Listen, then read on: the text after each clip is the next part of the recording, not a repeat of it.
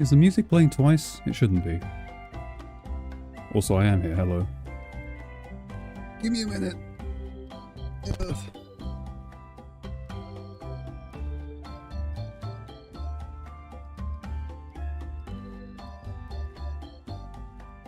Is the music playing twice? It shouldn't be. Also, I am here, hello. Give me a minute.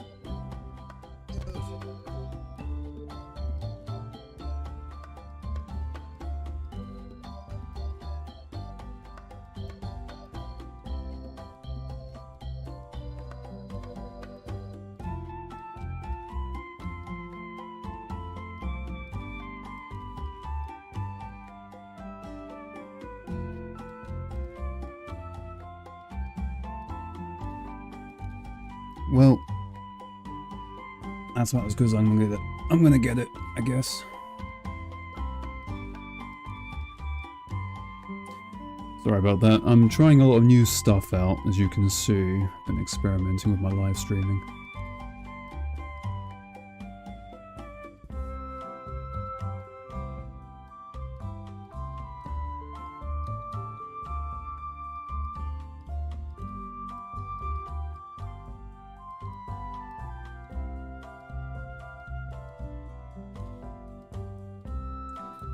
Ben Parker, is that a song about me?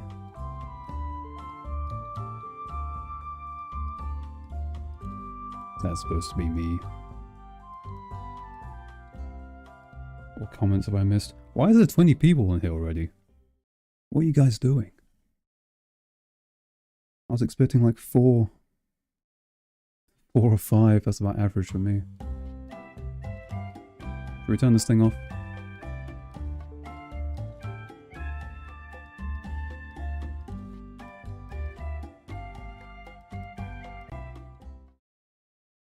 There we go.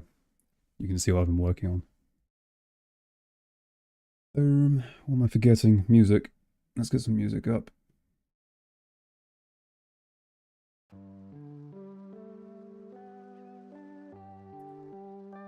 This is kind of useful for me because I can test things. Like audio volume. If that's too quiet or too loud, tell me. There's 23 people. Where are you all coming from? Why are you here? Is my chat even working?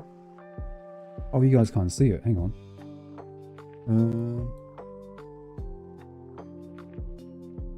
Oh, there you are.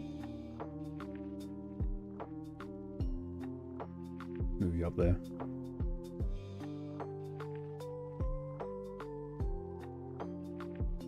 Is that a smart TV or a plasma? It's a PNG. Duh.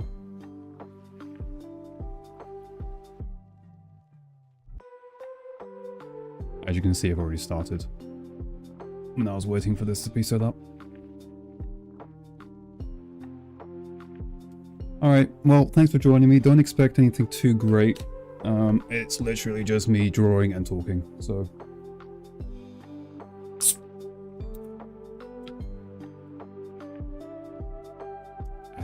I'm sorry.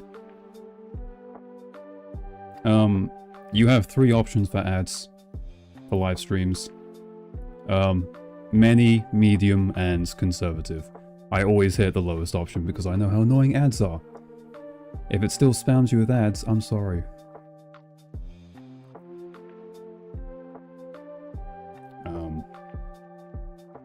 Which reminds me, I think on the 10th or maybe the 15th of May, I forget what the date is. You guys might already know this, I don't know how common knowledge it is, but I got a notification saying that YouTube's going to change how ads work on videos. Because I have basic control over it, basically the same as Livestream, I can control how frequent they are. But they said, in a notification for my dashboard, we're rolling in some new changes, so... My voice is killing me already.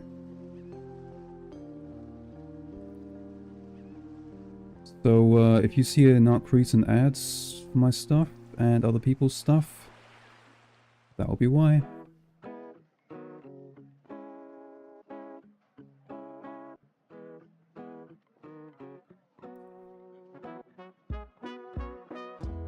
Pyranus Senpai. Probably the difference is, between those and what I'm doing right now, is that those people you're watching are probably pretty good at what they do. I'm mediocre at best. You'll quickly find out.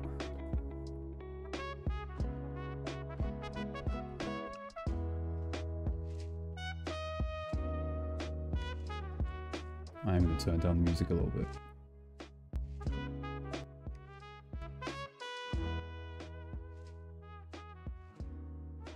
Good enough.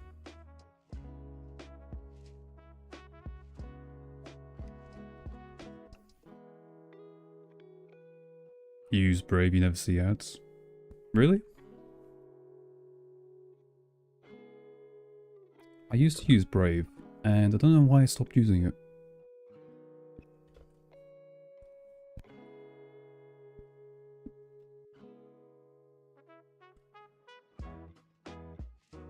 I'd be surprised if, I heard that Brave is still owned or connected to Google, is that true? Like, maybe not directly, but like, they're a subsidiary. That's another thing you're gonna learn about me if I do live streams more often. I'm actually very ignorant on a lot of things. Good evening, Pretzel. Yeah, I'm gonna be paying too much attention to chat to actually do any artwork.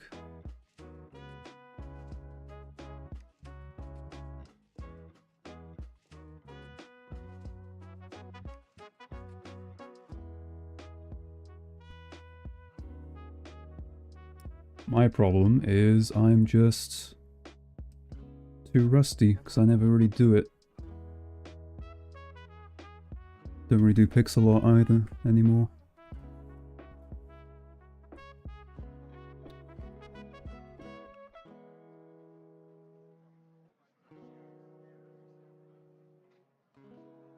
The Discord server, if anyone's in that, the profile image for that, I made that.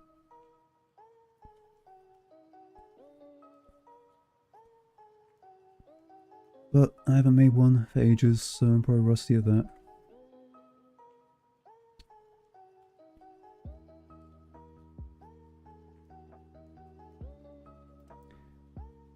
Did I actually miss any questions on NIM already? Let me check. Everyone's just saying hi and being nice. What about reviewing the Trainwreck NIM sequel next? I figured I'd get that question eventually. I played it up for the camera. But yeah, probably. I'll do it at some point. Don't expect the same level of quality though. It's gonna be more of a meme video because that film is kind of a meme. And the editing will be oh crap. The editing won't be as polished, let's say, because they didn't put much effort into the film, why should I?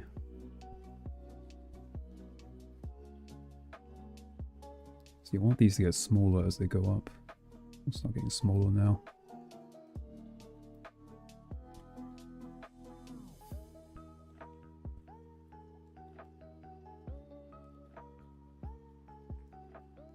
Yeah, like that. There we go. Am I too quiet? Let me know if I'm too quiet.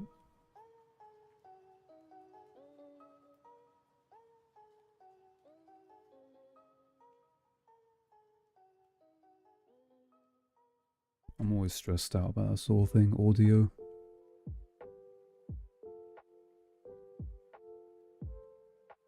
I'm never satisfied with my audio quality.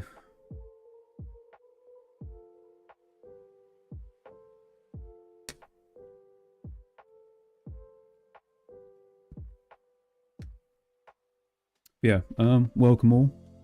Thanks for joining.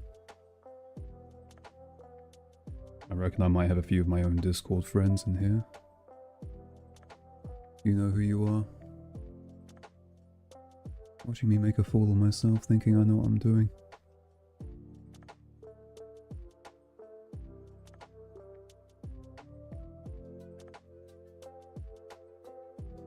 Brave runs off Google's API? Yeah, I thought so.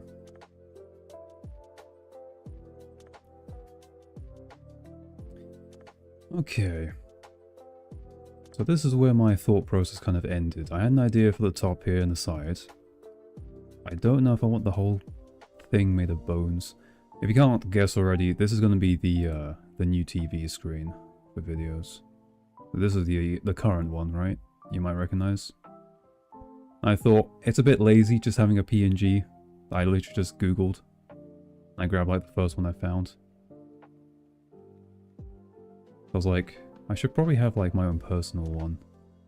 That'd be nice. I thought about commissioning for artwork, but I thought, why not try it myself first? See if I still got it.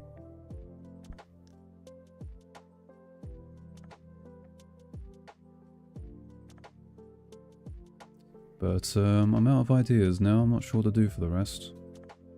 I'm not sure if I want the whole thing made of bones, or if I want like... You know what could look good? Because I've wrapped it around here anyway. I could have this be like grey stone, maybe. With like cracks and cobwebs.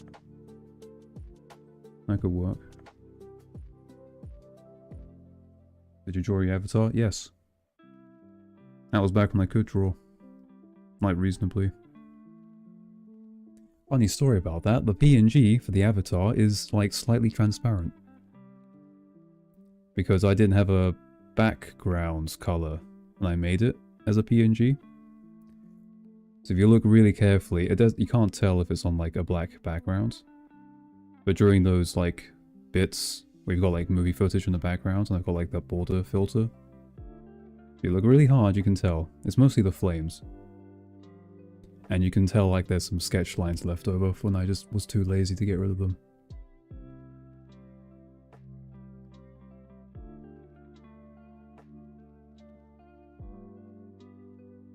Recently watched a Disney movie tier list and was wondering, do you think every movie story needs to have well-characterized characters? Needs? Does it need well-characterized characters? Does food need to taste great? I'm not sure how to answer that. Would it be nice if broccoli tasted like as good as fried chicken? Yeah. That'd be nice. Kind of depends what you mean by need. It would be better, every film would be better off with well-characterized characters.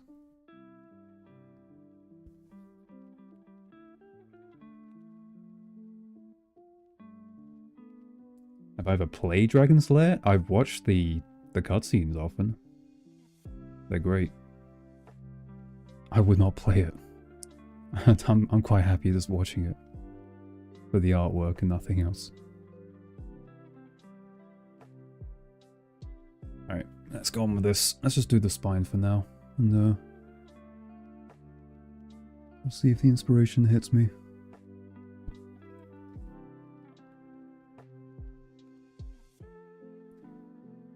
It's not an accurate spine, but it doesn't have to be. It's a cartoon spine. Spines are hard to draw anyway. I'm gonna do my best to actually do this and chat at the same time. This is like my first real live stream if you don't include like my dumb little gaming videos. I put no effort into making a good stream. You know what, I'm gonna make these a little bit smaller.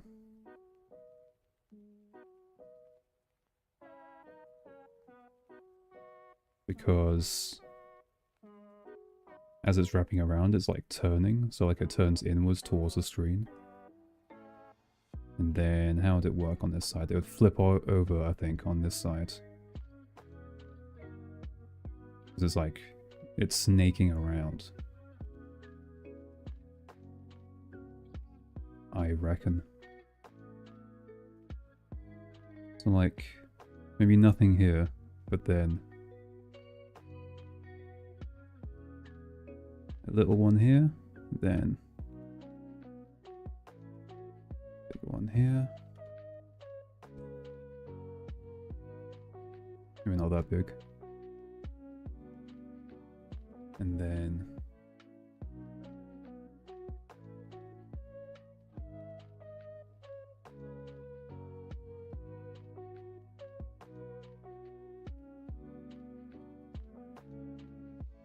And then we're turning.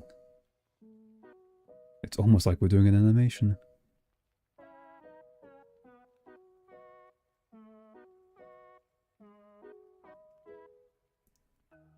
Does that work? I'm not sure if you can see my cursor or not. Yeah, you can. Alright. And now we're like flipping back onto itself. And then it's disappeared there. That's alright, I think. We're filling in this later. Unless I get bored and we do something else. I don't know. I don't really have a plan. Love your work, thank you. What art software do I use? This is Paint Tool Sci. It's kind of crap, but I'm too used to using it, so I don't want to move on to like Photoshop. It's not crap, but it doesn't have all the bells and whistles that like Photoshop has.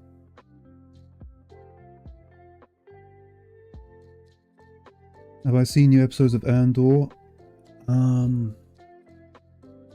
I was one of those people that didn't want to give anything Star Wars a chance anymore after the trilogy. The new one. So I never started the first season. Would I try it at this point? If I get credible, like, trusted sources saying Season 2's good, like Season 1 was, I might give it a go. I might watch it.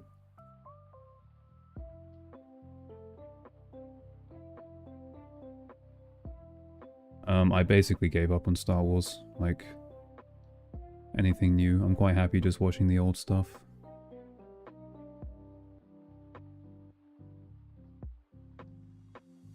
I guess you'd call me a Star Wars fan, but I'm not really sure what that means anymore.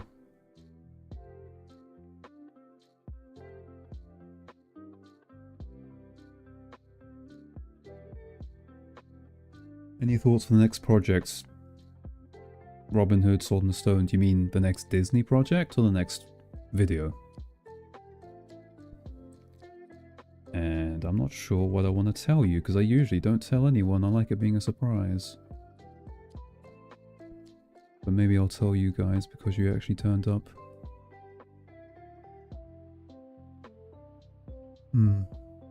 Tempt me, make me an offer. What would you do if I told you? Don't answer that.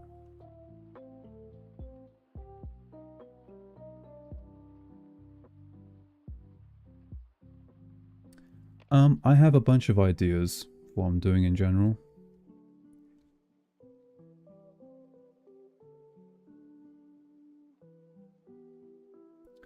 The next appreciation video is going to be a bit different because I want to compare something new to something old. And I might have to mute my mic here in a minute because there's some stuff going on outside.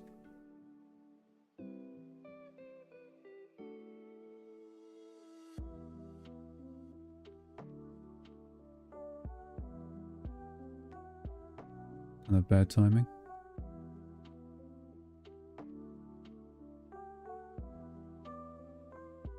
It's like 10 o'clock at night here, so I don't know who that is. It sounds like a neighbor.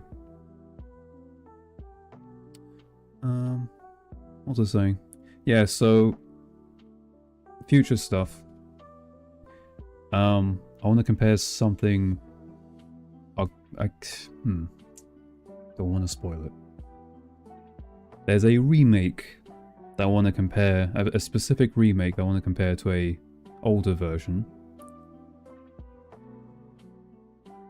And that's, I think, all I'll say for now.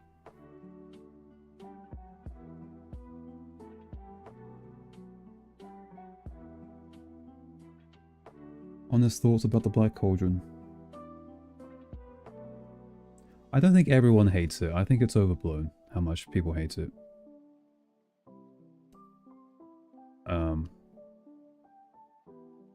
I think that stigma comes from people from the 80s, that culture, that stigma back then. from like the oh, excuse me, from the kind of like, what do I want to say, the first responders, like the audience back then hated it, and I think that's just lingered as like a reputation. That's the word. But what do I think of it? I like it. I actually quite like it a lot. Not all the effects work. They kind of clash. Like they're using some like mild digital effects.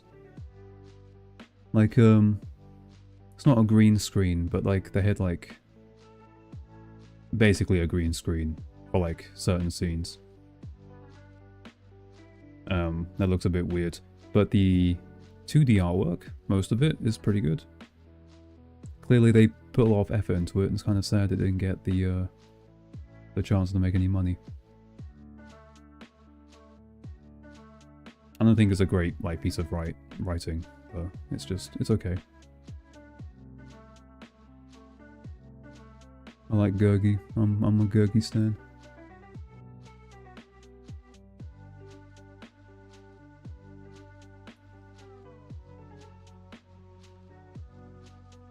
I second a Robin Hood video. A Robin Hood video could be maybe 20 to 30 minutes, I reckon I could do that in. So it's not a bad idea. I don't think there's as much to talk about as like a project with NIMH. Not nearly the same level of subject matter. I'll take it under consideration.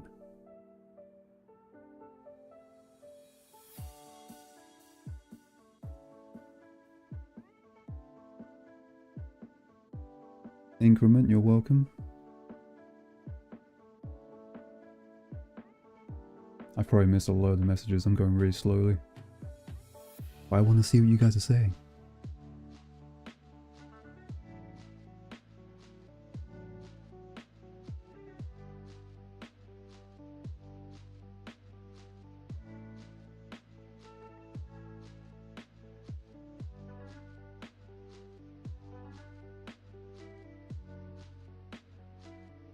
Does Meet the Robinsons count as a good Disney film? Kind of like the Black Cauldron, it's okay. It's a bit more ambitious though. Time travel films are ambitious in general. But you have to be careful when it comes to time travel. Because your plot can very easily not make any sense, and that's kind of important. Not as important as characters, and I think the characters in Meet the Robinsons are pretty good. They hold up.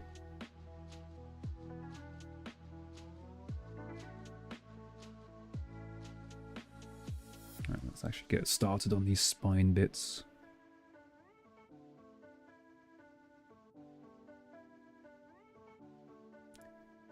They're kind of a tricky shape, and they're also turning at the same time, so this might look crap.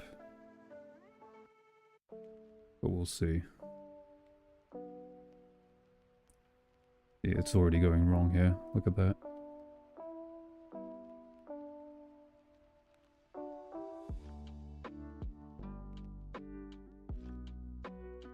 We wanted to do this.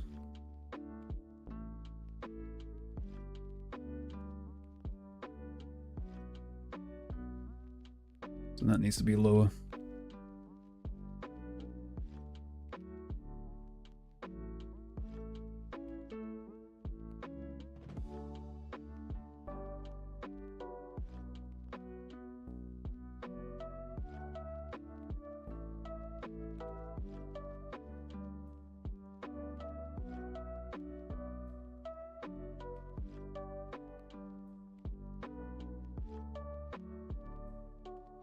Do all stories need to be complex? I think there's room for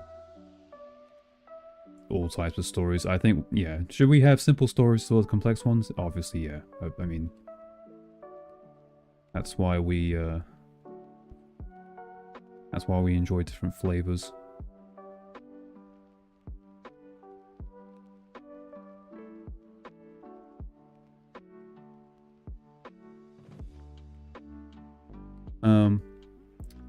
But I guess complexity, if you do it well, or make something better written overall, if that makes sense. If you do it right, if you do it well.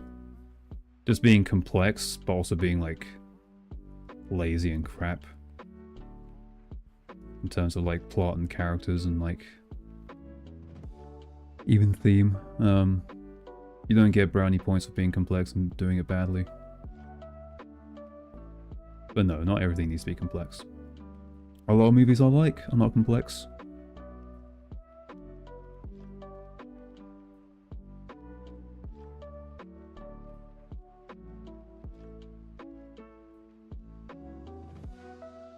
Okay, I think we can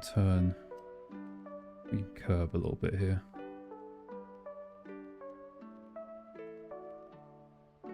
If you guys get bored of me doing this, we can do something else. I don't know what exactly, but we can do something else. If anything, I might just play some Mordhau. What I've been playing recently. I reckon a lot of people would tune out for that.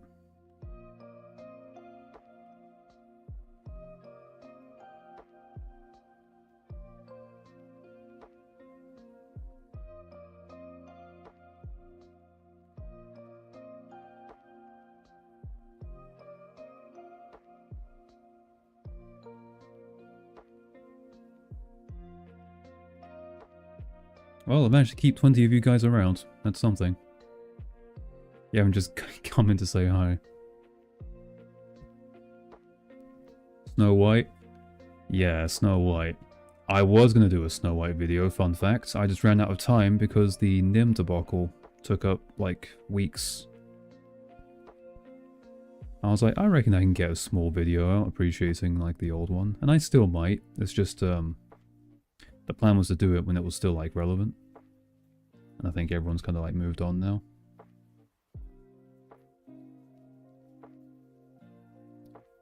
No mean. Know what I mean? Do you know what I am saying?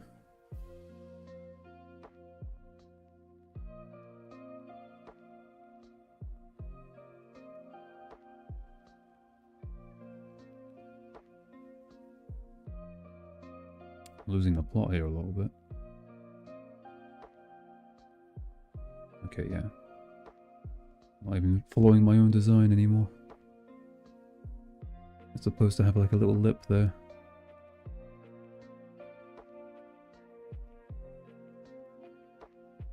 It's gonna get difficult when this gets smaller. They're gonna have to change shape a little bit, I reckon.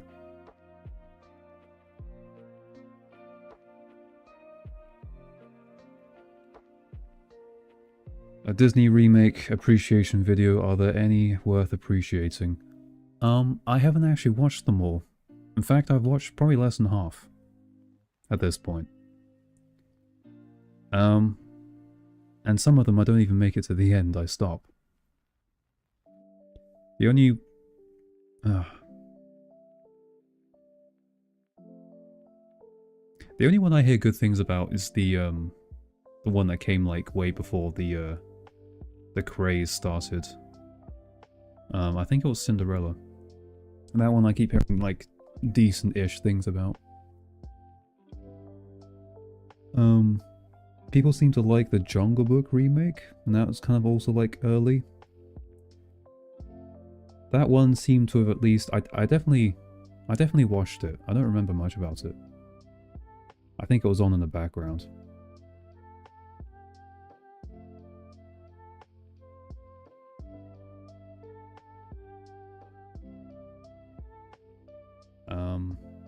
They at least attempted to make it different, so I'll give it points for that, I guess.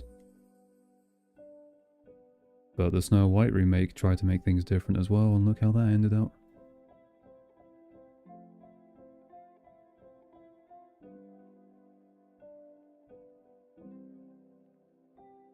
Black Cauldron's story is very rushed and extremely underbaked.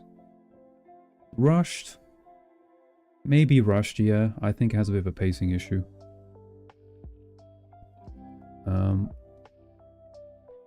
It's not fresh in my mind right now. I haven't seen it for a while. There's some character stuff that's rushed, like, Taran's development is basically relegated to like one scene. Sort of. He's an asshole, and then he has like one scene with, what's her name, Ionwi? And then he stops being an asshole.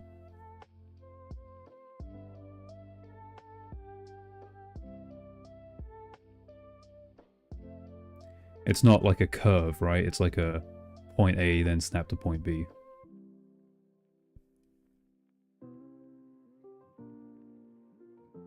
Compare that to Mrs. Frisbee in the one I just made.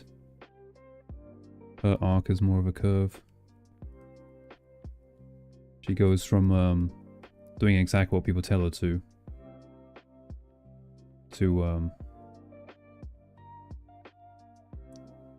doing things herself, and that includes decisions. That's the whole point of the boat scene. Does that look right?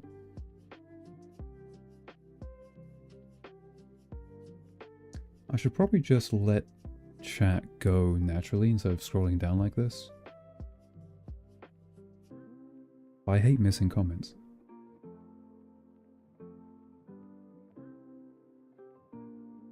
The Horned King needed more screen time? Yes, correct. It should have just been about him. Beginning to end, how long does it typically take to record and edit a video? It depends on the video. The secret of NIMH's scripts changed a lot as I was doing it, which is why, one of the reasons why it took so long. I had a lot more like fun facts I threw in, because there are a lot of fun facts, like the weird editing problem, not editing, the audio problem they had with I think it was actually a copyrights issue, funny enough, where they couldn't use Mrs. Frisbee's name from the book. They had to change it to Brisbee because the people that own Frisbees, the flying disc thing, were annoyed. They tried to copyright claim it. I guess they won, which is really dumb. So they had to change it to Brisbee, but they did that halfway making the film. Actually, I think more than halfway. It was pretty late in the game. So they had to redub a lot of lines. And you can tell every time someone says Brisbee, there's a good chance you'll hear like a slight clip in the audio. Where they remove the fr and added a br.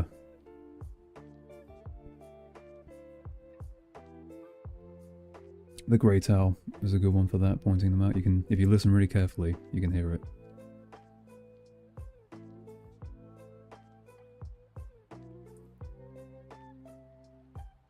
Okay, I think we're just gonna do like musical note shapes here from now on.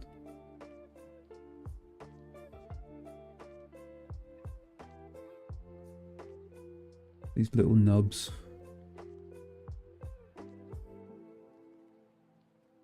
That one's not even gonna have a nub, it's just gonna be a tip. Just a tip.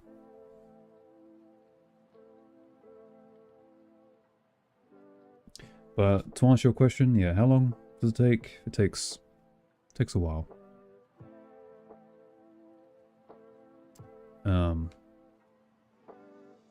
I don't want my videos to be bogged down with like fun facts.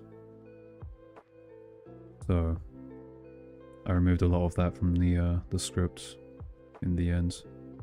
I don't like how this looks.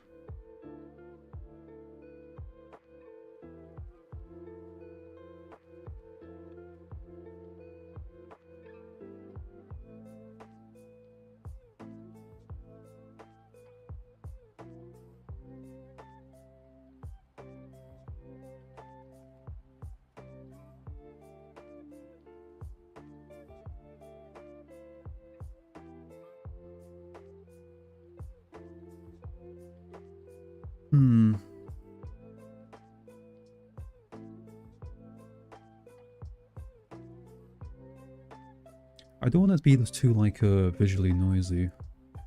I think simple and clean is kind of the way that you're making me feel. I think, yeah, simple and clean is how I want it to be. When you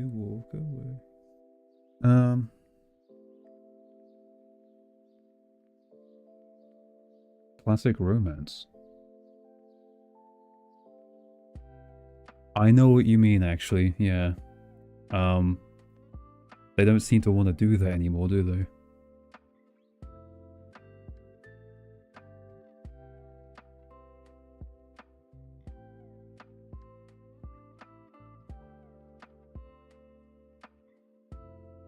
Thanks for checking in, Amaris.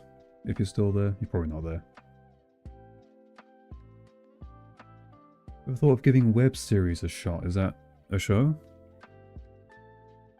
Or should I start my own web series? I'm not sure what I'd do.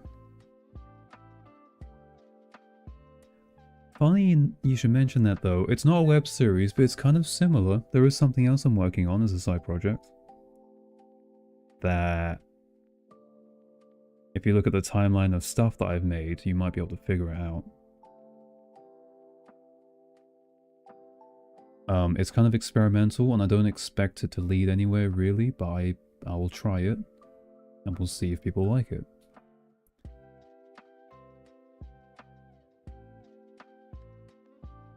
If not, no foul, no harm. I'll probably lose some subscribers, because every time I try something new, that happens. That's not a dig at you guys, by the way, it's natural, I think. If a cooking channel starts gaming, I don't think that cooking channel is going to keep a lot of its fan base. So it kind of just like makes sense, right?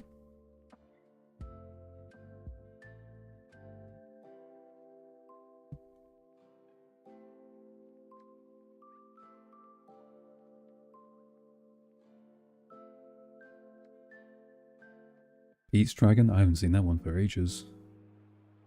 I remember that one just being kind of strange. Wasn't there a segment in that film where they were in the forest, like his crazy family, and it just lasts ages for some reason? And they're like singing or something? I don't remember. That film might be a fever dream.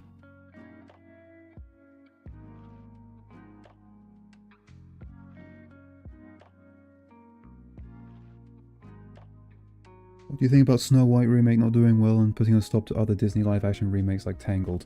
I'll believe it when I see it. Yes, it was a huge loss for them, and it was really embarrassing.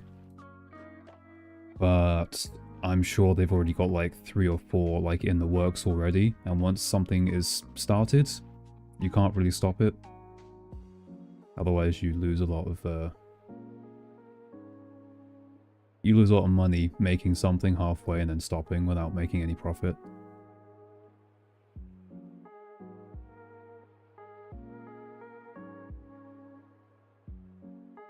Live action Alice in Wonderland, I forgot about that film. That's another thing I don't really remember much. Didn't they make 2? I think I watched the first one.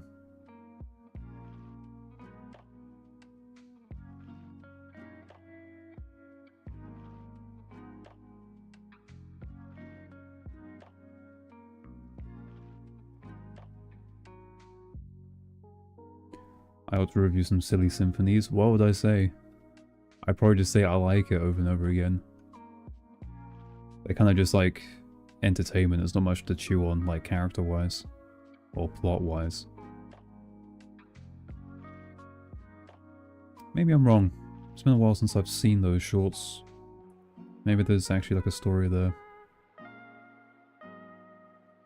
It's kind of like Fantasia. It's like I could appreciate it for its animation, I guess. I could point out some like things they did to make things look the way they do. But mostly Fantasia and Silly Symphonies is about the music, if I remember right. And I'm not a music guy. So I feel like I'm out of my depth.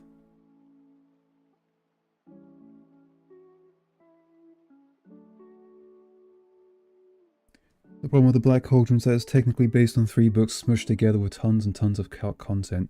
That's right, I don't think the first book was even called The Black Cauldron, was it? It was called something else.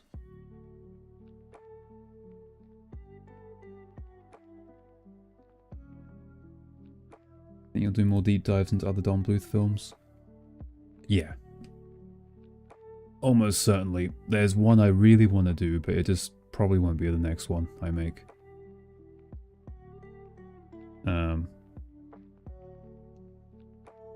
Yeah, I'll probably get to all of them eventually if I do this long enough. And I start producing, like, more often.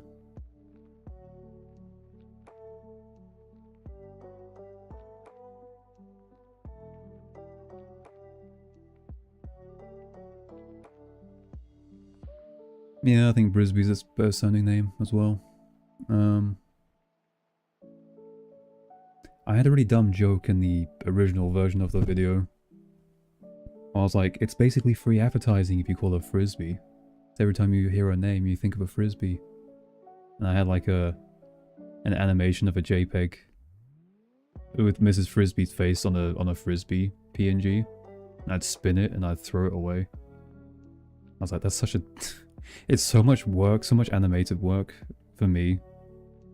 For a dumb joke that isn't even funny. I just cut it. It's like so... I know all my jokes are dumb, but that one was bad.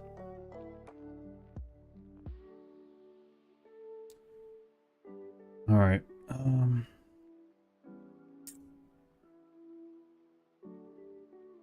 we want to do anything at the top here?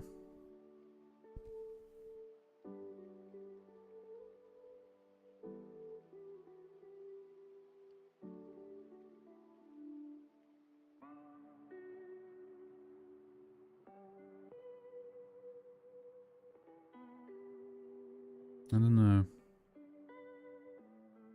Like I said, I kind of don't want it to be too crazy. Let's see it without the,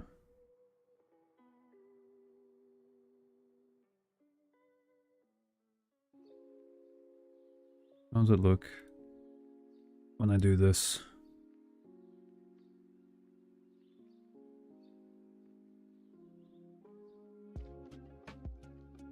This is why there's a line in the middle.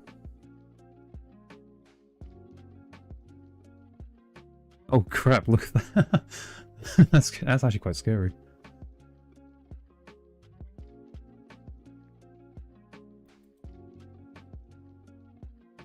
There we go. You can see I did like a first test. I didn't like it.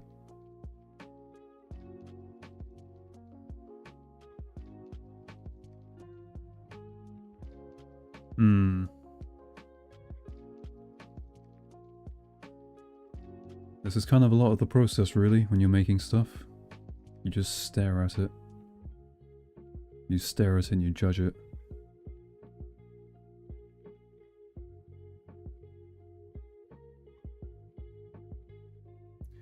What's been your favorite movie from this year so far? I haven't seen anything new, really. Not movies, I guess, but I've just started watching Alice in Borderland. I'm quite liking that. That's not this year though. I think season 3 is coming out in September. I've just started, I finished season 1, I'm starting season 2.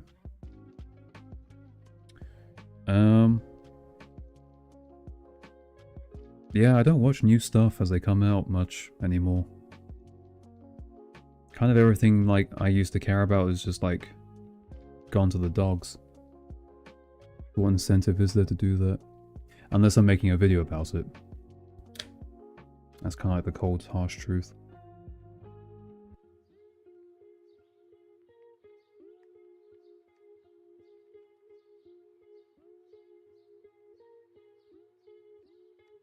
Oh, reviewing web series.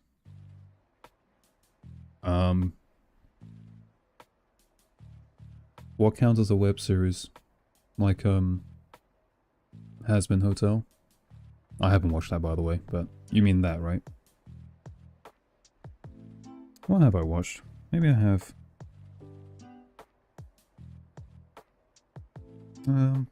Nothing comes to mind. I don't know. Possibly. I kind of wanna... I had an idea. Did you guys know of, Film Cow? I kind of want to do... If you don't, he's been around for ages. He does animation shorts. I think the series he made was called Shadowstone Park. That had a very interesting premise. It's like a slow burn mystery. I guess you call that a web series, technically. It's on YouTube for free. And it had a huge hiatus, but then he came back and he finished it. And it was pretty worth it. It was actually quite satisfying, the conclusion. And it had like room for a continuation. I kind of felt like maybe doing a video on that.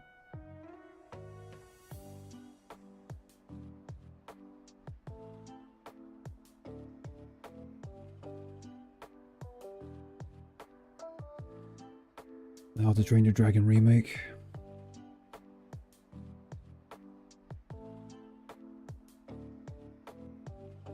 I think it's gonna be a cash grab. Well, it is a cash grab. Let's get that clear. That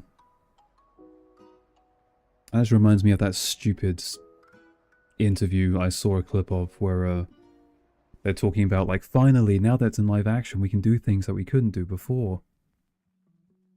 I heard that, and it made me annoyed, because I'm like, that literally makes no sense. It's actually the opposite. You can do more with animation. With animation, you can. Harry Partridge said that. And I think he knows what he's talking about, maybe.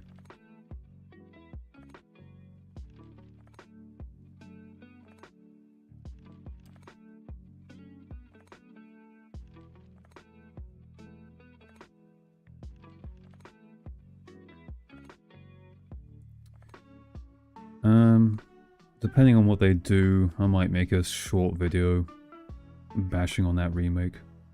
I'll probably watch it. I'm watching Lilo and Stitch when that comes out.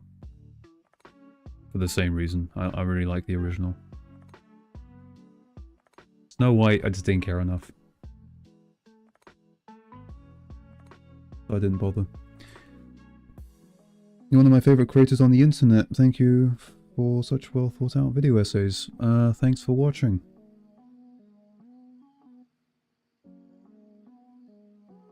Considering I've made like 2.5 videos I'm actually proud of.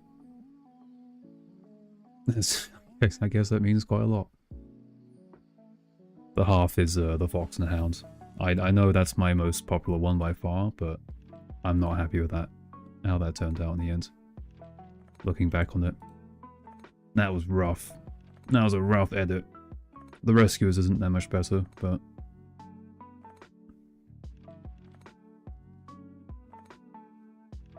yeah.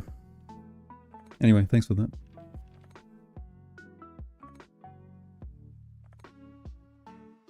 You think Rockadoodle is awesome? I don't remember what happens in that film. I remember the beginning. Because it's really funny. How badly that kid can't act.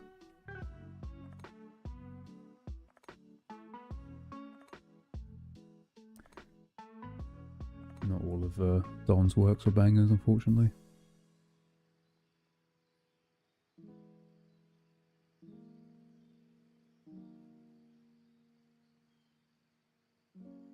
Thanks for the dono.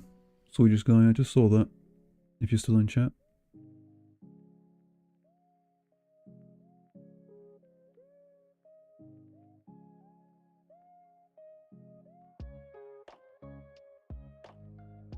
The Land Before Time. It could be actually the best film he's made. I think there's more going on character-wise in NIMH. That's really good. And well written. But NIMH has its problems as well that bogs it down. Whereas The Land Before Time, I'm pretty sure that film is clean. I don't think it has any like plot or character issues at all. And all the supplementary stuff like the visuals and music is stellar.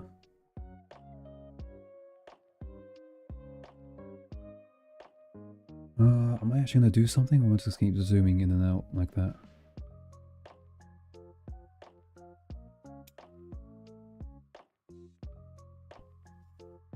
might need some ideas. I'm not sure how to continue.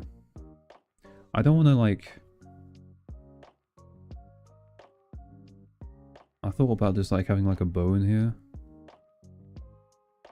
I just took a big bone.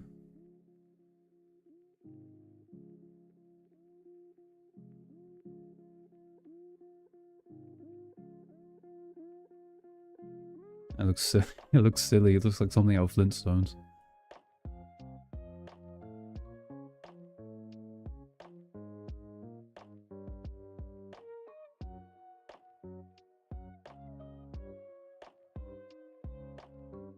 Oh, you know what I could do? And it will keep it simple.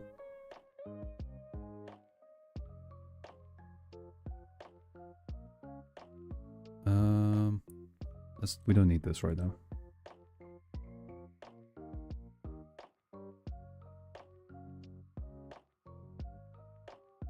We can do... We don't have to go all the way from left to right. We can do something in the middle that might look nice. Just have a thought. How about instead of just like a big femur, whatever that bone shape is, what if we did like I need some reference image. Let me look.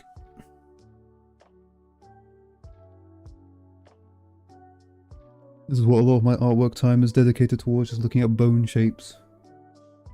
You learn a lot about the human anatomy when your avatar is a bone man.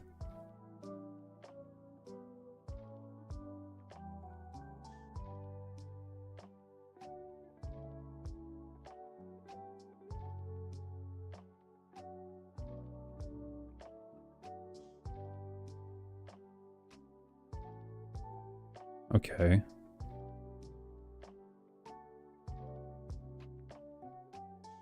Inspiration. You gain inspiration. Alright, this is what we can do. We can have like a...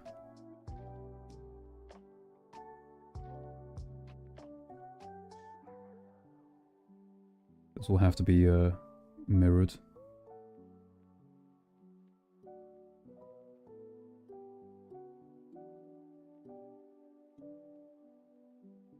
Is Pokemon music playing?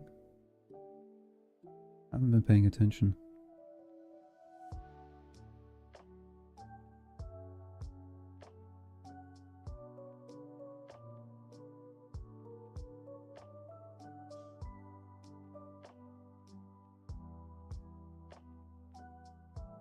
Alright, so kind of like it kind of curves down and then upwards. So let's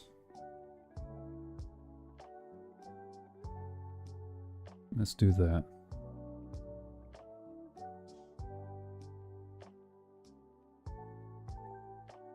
I'll fix my chat as well. There we go.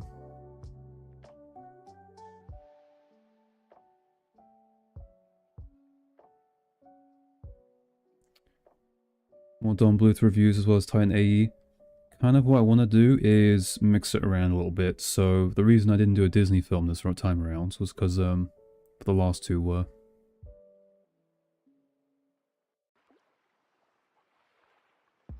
And I didn't want to be typecasted into being a Disney channel. If you get, like... This is my thought process, right? As I gain more subs for doing Disney content, chances are a lot of those subs are there because of the Disney content. Which is fine. But like, I want to be an animation channel, not a Disney channel. So I feel like... Because I'm kind of still... I feel like I'm still early in my YouTube path. I mean, 2 years. That's kind of a long time, but... it feels like I'm still budding. I don't want to call it a career yet, because it's technically not. But it is a path. Nope.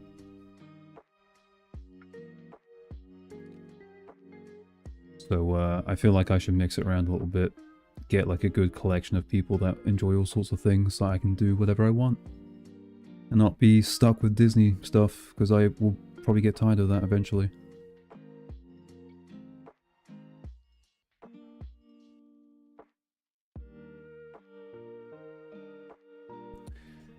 Don't put random depressing imagery in your next video. Well, if the film has depressing content in it, I'm going to talk about it. And that's kind of the reason why the Secret of NIMH video took so long. Because it's talking about a lot of stuff. You take one look at that lab scene, and it's speaking. It's. I need an analogy.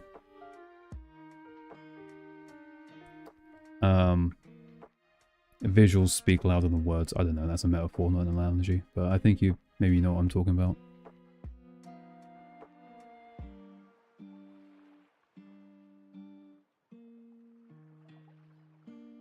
I don't like how that looks. It's supposed to be a collarbone. But I don't like where it is. He's biting down on it. Let's do this again.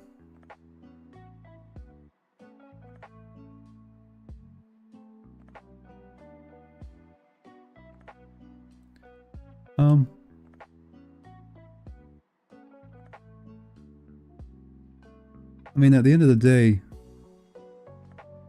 not everything I do is going to be like bleak and depressing. That's not like the focus of the channel. But the focus of the channel is whatever I want to do. That's why it's just called Key the Lich instead of Key Reviews, or... You know what I mean? I'm not sure if I'm making sense.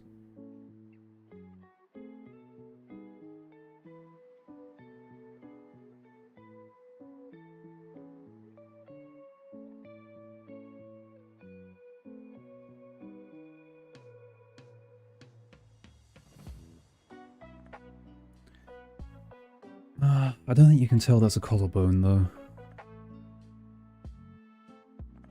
Actually, you know what? I just realized. If you ignore the hands, it looks like he has a tiny body, and he's just, like, shrugging. I don't know. I don't know, Key. You talk about a lot of depressing stuff. I don't know. You seem to do it a lot.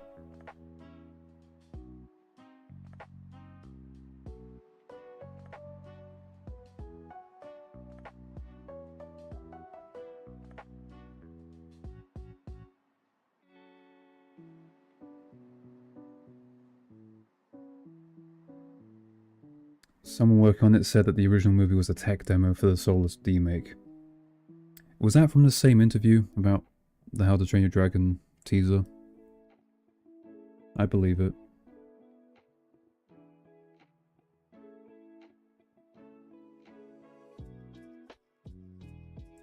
In a video about, like, those comments about deforestation were unneeded in a video about lighthearted subject matter. But that's kind of what it's all alluding to. The rats are making the same mistakes that humans are making. That's what the film is getting across. And say what you will about deforestation, but it's not... I think most people would consider that a flaw of humanity, a mistake.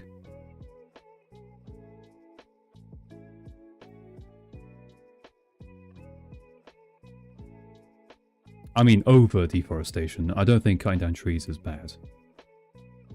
I think doing something too much is bad, to the point where it starts to cause problems. And the point I was making about the film's point that it's making, is that most of the rats, like Nicodemus, know this. They're aware of it, and they're aware that they're going down the same path that humans are going down. Whether or not I actually did a good job of explaining that, feel free to criticize that, by all means. There's things I would change about my script even now.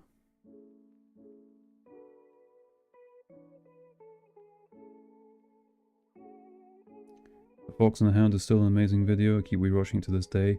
It sucks. Well, it could be better.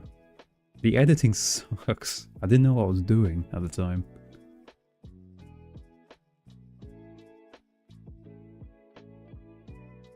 How did you come up with the skeleton persona?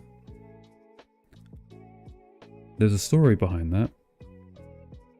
If you look at my channel, you will notice the first two videos have nothing to do with animation at all.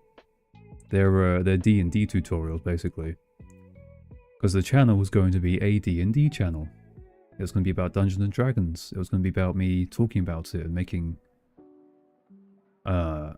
recording sessions of me playing the game with friends and being a DM and all that. That was the plan. I gave up because those videos didn't do very well, and I got really disappointed. And when I get disappointed in myself, I tend to stop what I'm doing.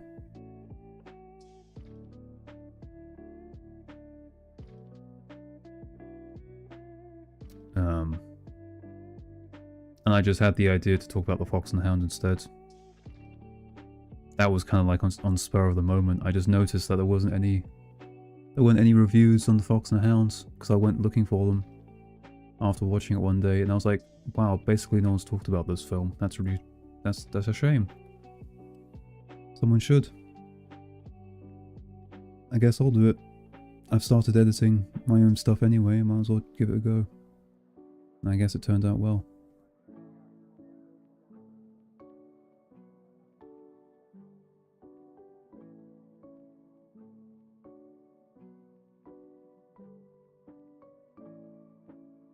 Watership Down with Your Grounded Style. Now that's a depressing film. That is a hard watch.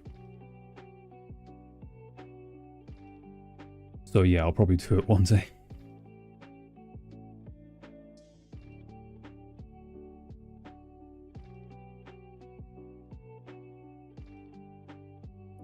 I think one problem that is really overlooked is comic relief characters. It really feels like it's impossible to get a family story without them. Yeah. Kinda.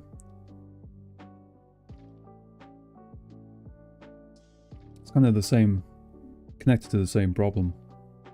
Whereas like, if you got difficult subject matter, and you're trying to translate that into a piece of media that can be consumed for all ages, there are a lot of tools to your disposal to make that consumable. One of them is comic relief characters, and they're kind of easy. It's just have a really funny character for a bit to lighten the mood again. But if they fit the story, and they don't just like grind the story to a halt because they're doing their shenanigans for a bit to jangle keys, that's when it kind of gets bad. That's when you get like your Jar Jar Binks. Actually, no, that's a bad example, because he actually is important to the story. They make him a general. And stuff actually happens because he's there. So, you know what, I take that back. There are probably better examples I could use.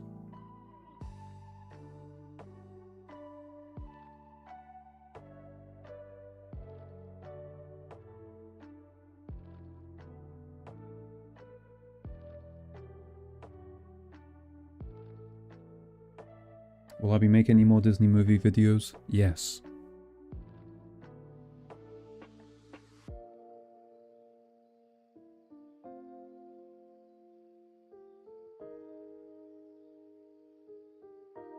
Will I ever do a video on the Iron Giant? Yeah. I actually just bought the DVD, a couple days ago. Because I realized I didn't have it. But, yeah, I don't know when, but I'll do it. That's a good piece of work.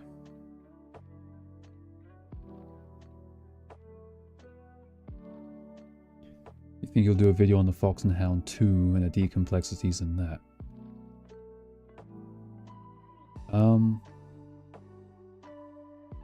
You know what? I don't think I've actually seen it. Because it looked really silly. Are you being sarcastic? Are you memeing with me? Decomplexities?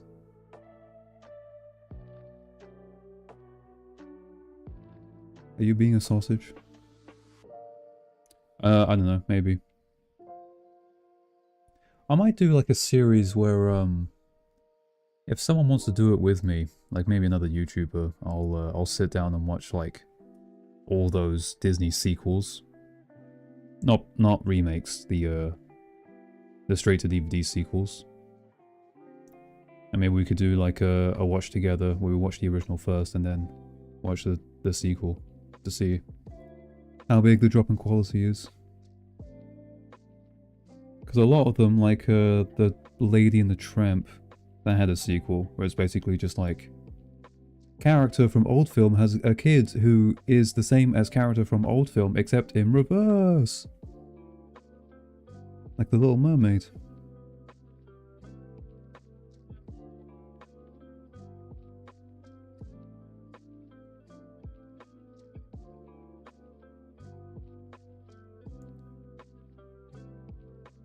Gober is good comic relief.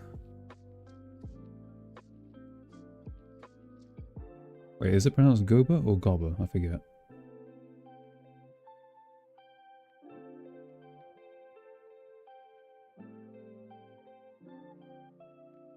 Yeah. Is he comic relief? Yeah, I'd say he is. Most of his dialogue is cracking jokes.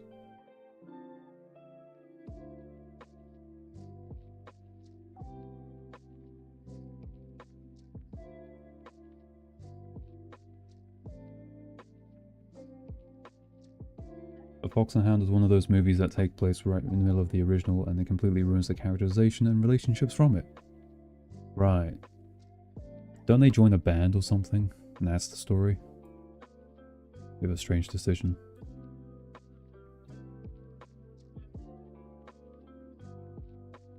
Let's see if I remember how to do this.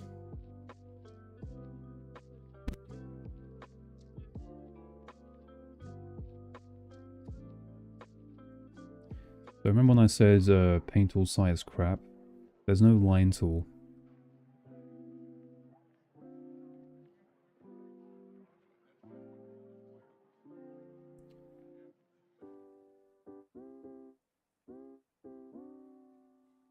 We're just gonna do this.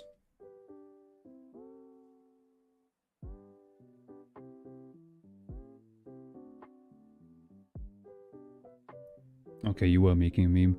I thought so. I was like, don't they just like screw around?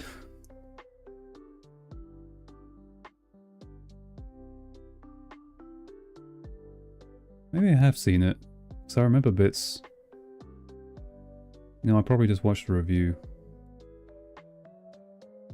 from someone. That's how I know.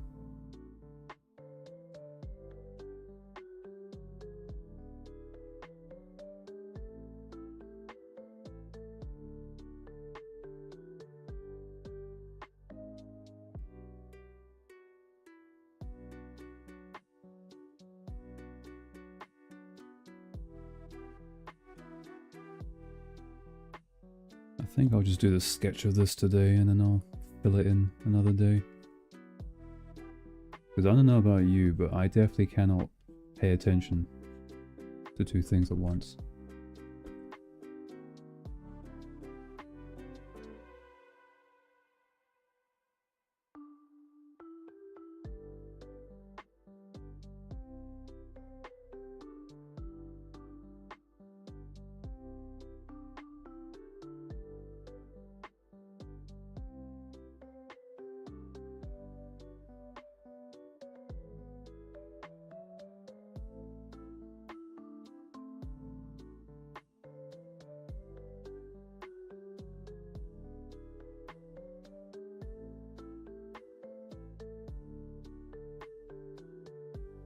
Patch's London Adventure was good. I remember liking that fine.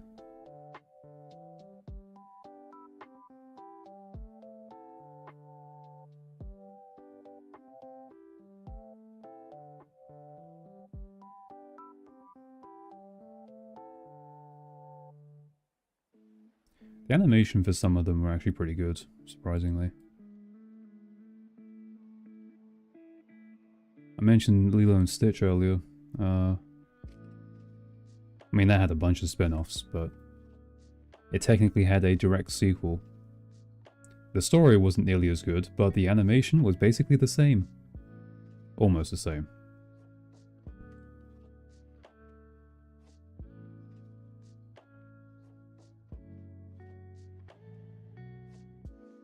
Which is kind of surprising because usually they're made to be really cheap.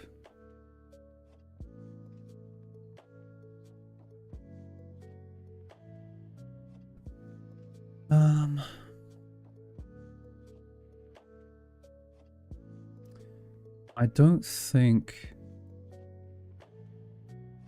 I thought about maybe keeping the stream PNG as is and then just adding this stuff to it, but I don't think that would look very good. I think that they would clash too much.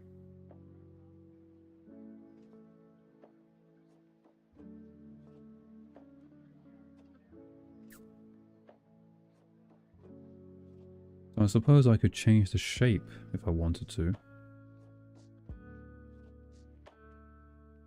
What would look kind of like sleek and nice and not too tacky?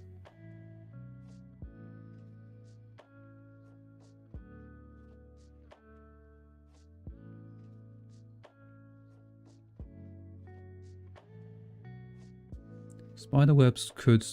they're kind of... This is meant to be a transparent PNG. And spiderwebs might not translate very well. Because, like, if I did say, like, something like that.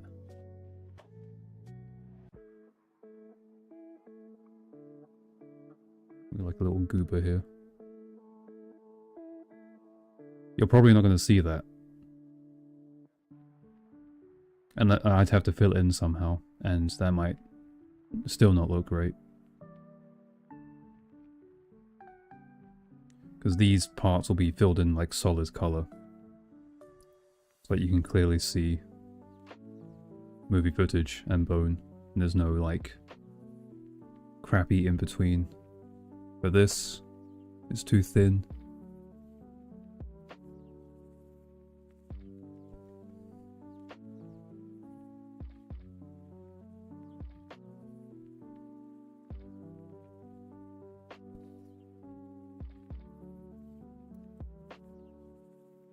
Cinderella 2.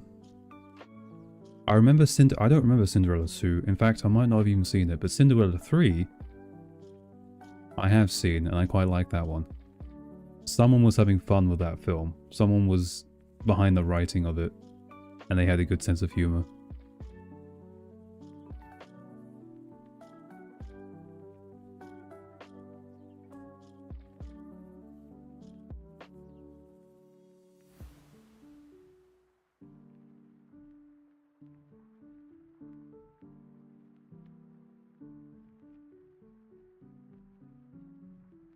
I'm surprised how many people are still here. I don't know what you guys are doing. You probably have me on another monitor. Or another tab. I appreciate that.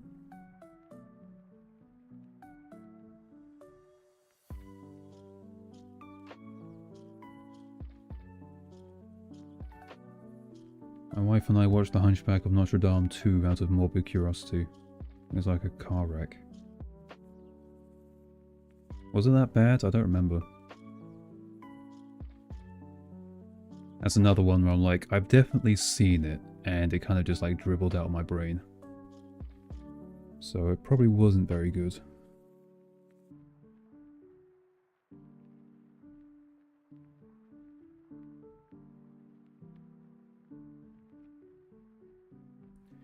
I guess they felt bad that he didn't get a girlfriend in the first film. They gave him one in the second.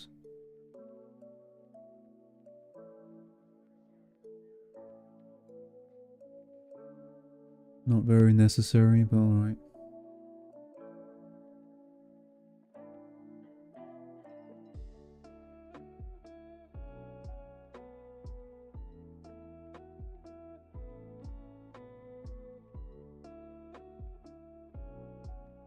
Hello, Jay. Would you ever consider reading the original Fox and the Hound novel? Do you mean just reading it for myself, or reading it for you guys as a video?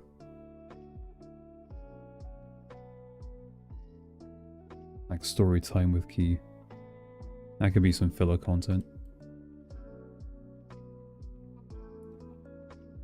My voice is really dry right now, so I don't probably sound my best.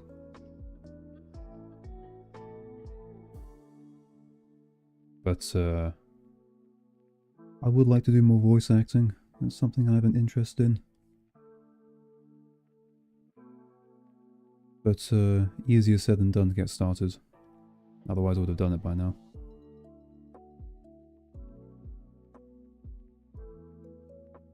But that was an idea I had at one point. Was maybe do some like voice clips. I'm pretty sure you meant just, am I going to read the book myself? Maybe.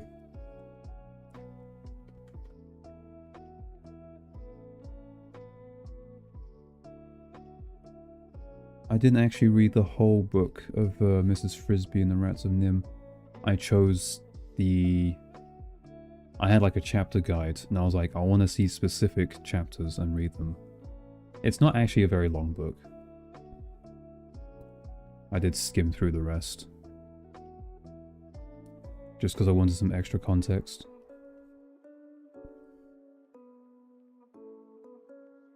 Uh-oh.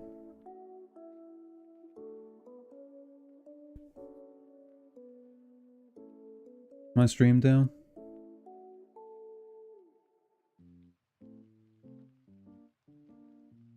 Oh no. Something went wrong. Oh no. OBS says I'm streaming, but I don't think I am.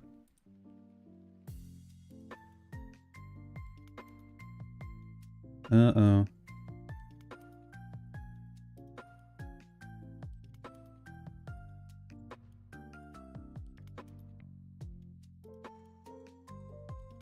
It says 22 is still watching.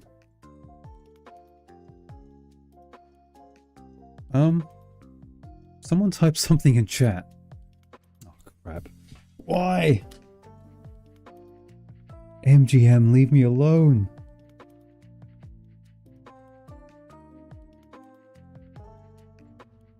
They've come for me. Oh no, you guys are still here. What?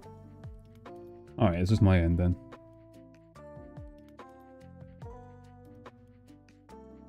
Okay. I guess I'll keep on going. So I had that on the... I'm in the stream myself as like a user. And I have it on another tab just to see it from there as well. And I just went... It had the... Oh snap, something went wrong. But OBS is still running, so I guess I'll just continue. I'll just ignore it.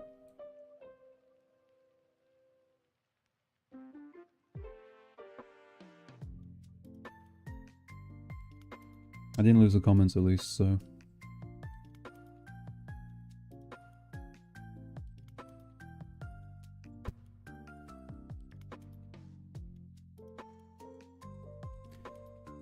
Fun fact, something I learned recently. It's kind of conspiracy theory-ish. But I noticed it happening to me, and just recently I've heard about some bigger YouTubers where if you live stream a lot on YouTube, I don't know what affects it exactly, but you lose subscribers when that happens. Now you hear that and you're like, well, I guess what could be happening is just that people see you don't upload for a long time, and then they see you streaming, and they come to the conclusion like, oh, I guess that's what he does now, I'll unsubscribe because I liked his videos, not his streams. That's what I thought as well. I was like, I guess that makes sense. And when I say lose subscribers, I mean like a few, like single digits, you know? But I do pay attention to that stuff every now and again. But no, it might actually just be a live streaming thing. If I guess if you're not a live streaming channel, but you do it every now and again, YouTube punishes you for it for some reason. It's just weird. It's like ghost unsubscribing, but it's very conspiracy theory, and I've got no real evidence to back that up. But like, I heard a bigger YouTuber, I won't say the name, but his channel was like frozen, like in growth wise, and he uploads a lot. And he stopped live streaming, and he did it on another channel instead, on that one that was dedicated to live streaming, and I guess the problem stopped. It's very strange. YouTube is a strange place.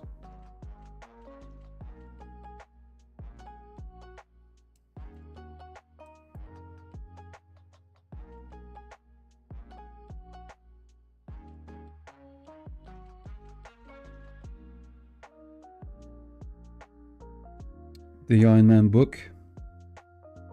I read a Iron Man book. I'm guessing it's the original when I was a kid. It's very strange. I think like a giant space dragon was going to eat the Earth, but then the Iron Giant challenged him to a challenge. And it was like, whoever can sustain the most heat is the winner.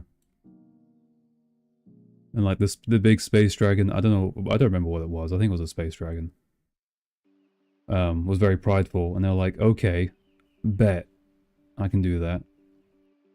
It's like the Iron Giant sits in a giant furnace for a few minutes, and he starts melting. And the dragon, when it's his turn, he flies off to the sun and sits on that. And he's massive, so he can do it. But they keep taking turns and seeing who can last the longest. And eventually the dragon doesn't come back. So it's like, I guess I won, the Iron Giant says. Or something like that. That's the book I read. Maybe it's not the original. Maybe it's just some other Iron Giant book. It's a bit different.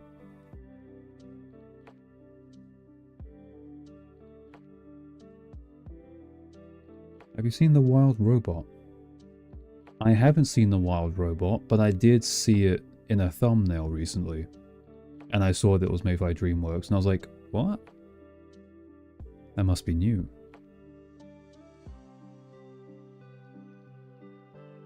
Are there any bad animated movies starring robots? Because for some reason I think they are mostly solid. Bad animated movies starring robots.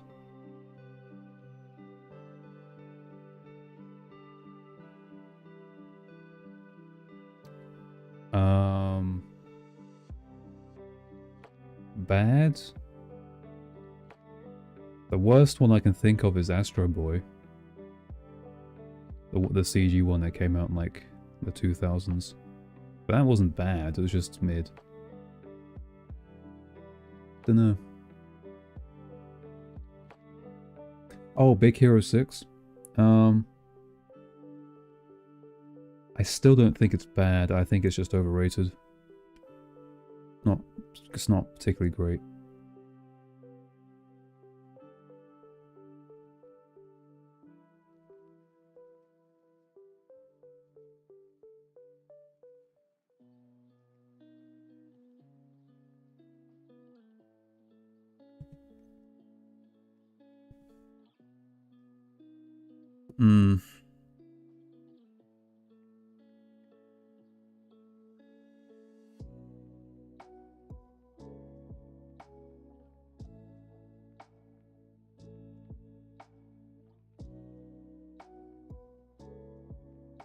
I suppose I could give this horns or something.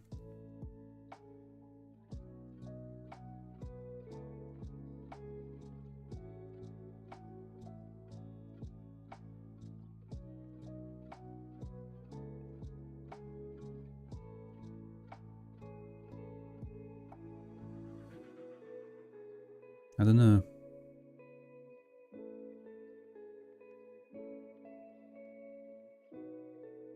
I need to just like look for reference imagery and ideas.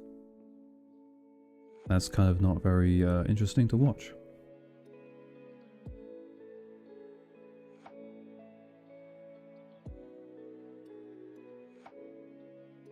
Ugh. Get rid of that.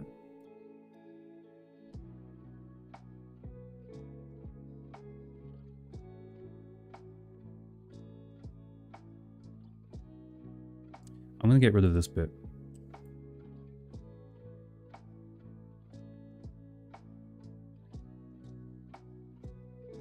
I want to see what this looks like. If it's just one solid bit.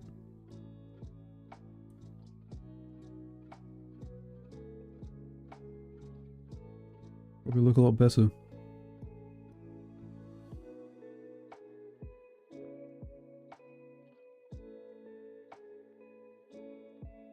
He's chomping down on it.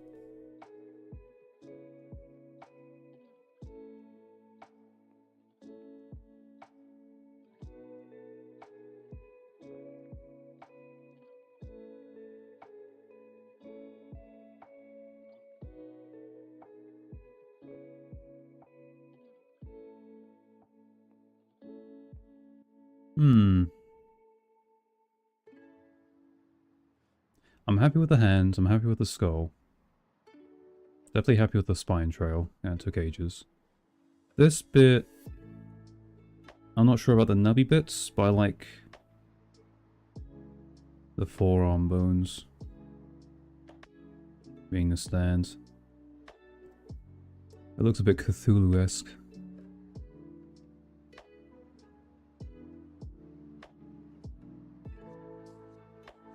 Get rid of that.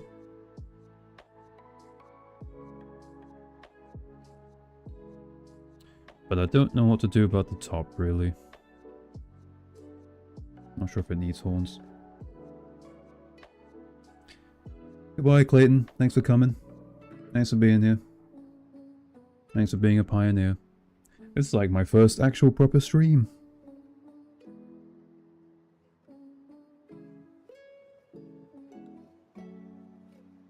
I'm surprised about how many people are still here. You're still here! It's still around like 20 viewers on average.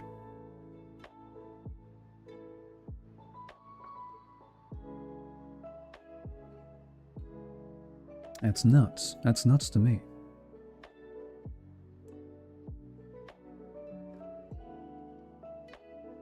Thanks for the review. You're welcome. I don't think he's here anymore, but you're welcome.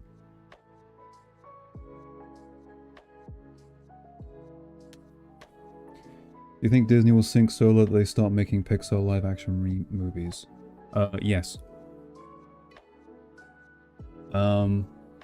It's only a question of which one do they do first. Sorry, I'm taking a drink. That probably didn't sound great. But it's important to stay hydrated. I'm gonna guess that the first one they do will be Toy Story. Because that makes the most sense. The first Pixar film being the first one. But it could be The Incredibles. Because that's arguably like the biggest fan favorite of them all. And it's probably their best one. Probably their best film. Kind of tough to answer that.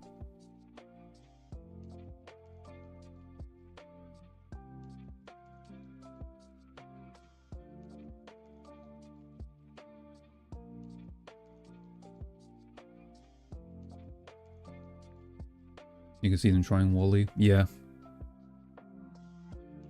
I don't believe for a second that they're gonna stop making them. That's not happening. I reckon Lilo and Stitch is gonna make a lot of money.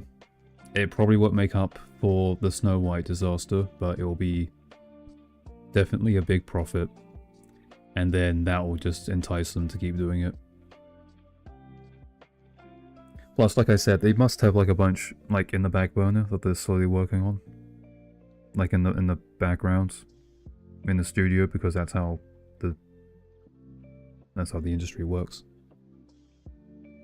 When you're at the top, you start making a lot of projects ahead of time. You can keep that nice sludge pipe flowing. They wouldn't do The Incredibles. They would do The Incredibles. And they would change it. They would pick out the stuff they don't like. So it would be The Incredibles in name, and you'd have the same characters in live action.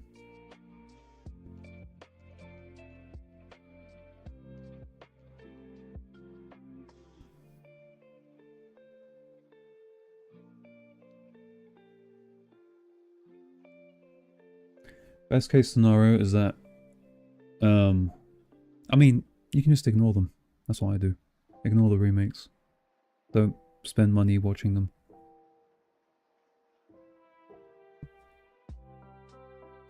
What worries me more is that they start editing the originals, because everything is kind of moved off to streaming and digital work.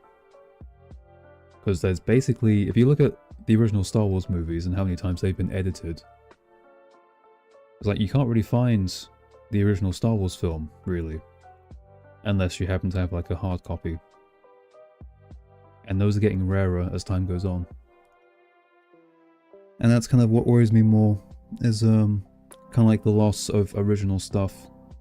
Things get edited and changed and censored, and I don't like where that road goes, personally.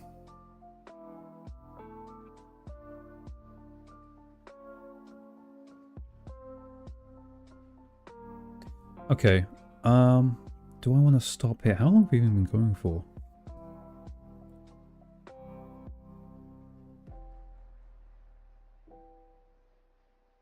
An hour and a half?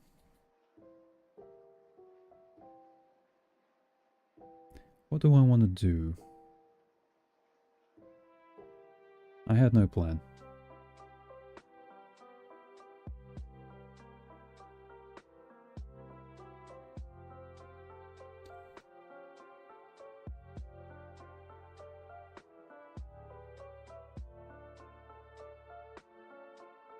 Disney would make an original trilogy and gender swap Luke and Leia. Maybe. There's been... I don't... because I watch a lot of streaming podcasts, and there's been talks that they'll eventually remake the original trilogy, and that makes sense to me. As like a last-ditch attempt to revive Star Wars.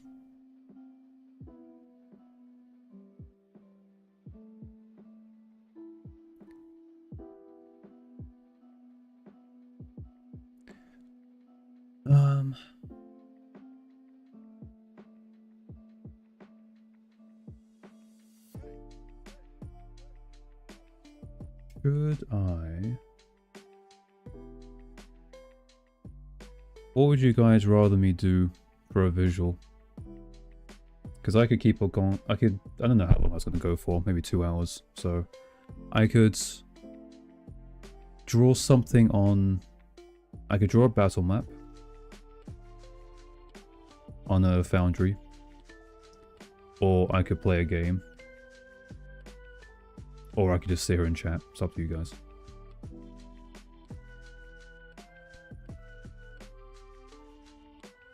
Whoever's still around.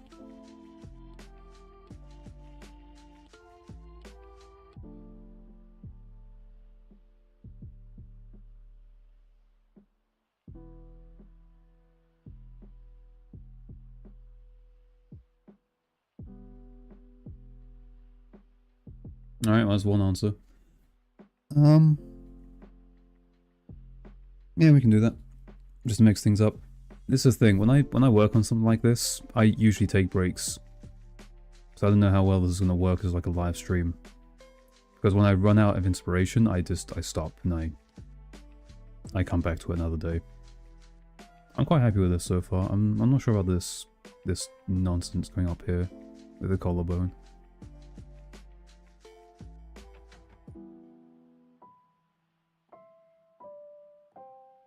But, yeah, we can mix things up. Let me see if I can just, I can also show you what I've made already. This is the one from the other video I made about me bitching about YouTube being unfair. Let's see how easy it is just to swap tabs. I'm learning how to stream as I stream.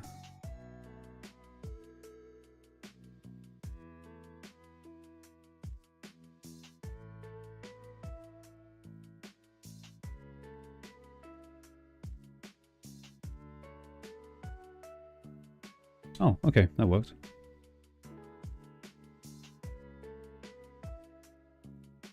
Cool.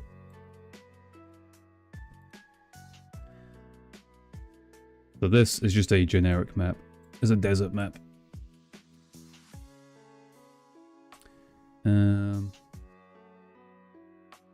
Tell you what.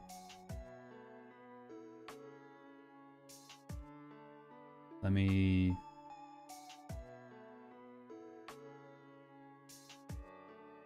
me double check. I might want to hide some stuff.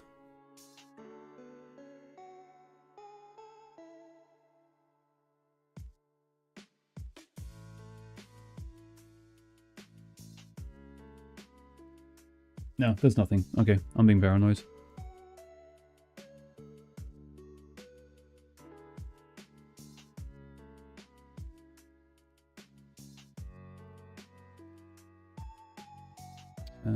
Let's do... Would you guys rather me make a exterior or an interior map?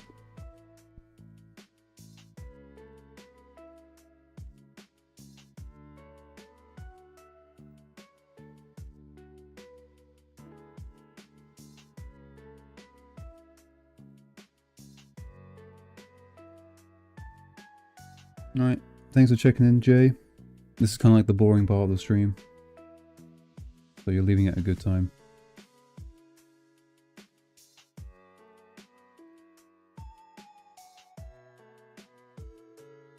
This is interior, this is exterior.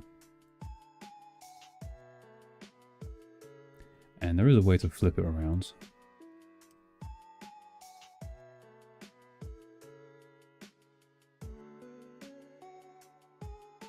But I don't remember how to do it.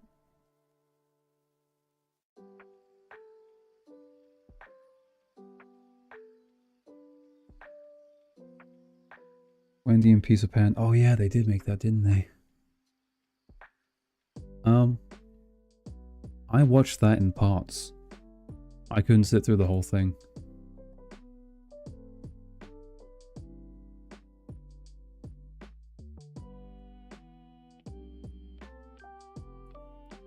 Alright, let's make something outside. What would be a good idea?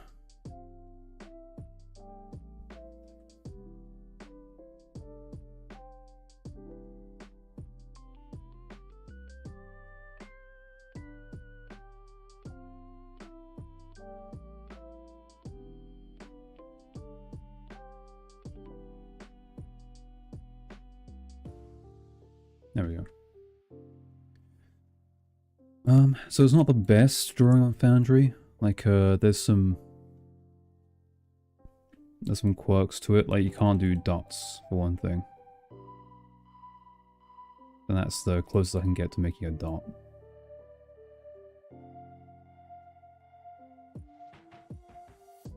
If you really need to make something really quick, it's quite useful. Am I doing these for a campaign? Maybe.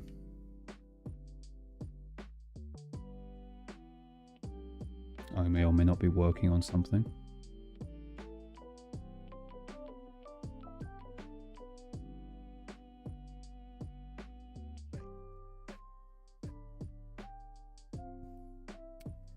Mufasa had a 200 million budget with a 722 million box office. Yes, but consider this. What did the first remake make? I don't remember what the budget was, but it was like definitely over. It was like, wasn't it like 1.7, 1.6 billion? So take that as a sign that the sequel to that probably should have made around that much, if not more. Because that's how successful movies work, right? If people like the first one, the second one tends to make more money. That's usually how trilogies work. But the fact that it made like nearly $1 billion less, despite making a big profit, that's a sign that like people are kind of getting fed up. But there are a lot of normies, unfortunately.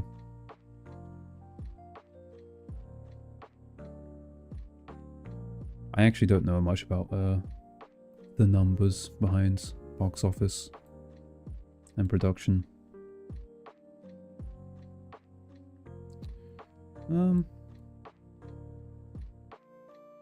Oh, you know what'd be a good idea for a map?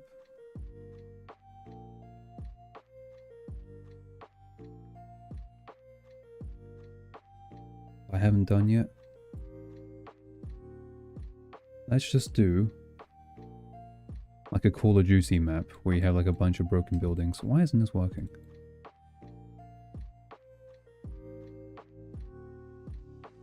You can do like we use the grid.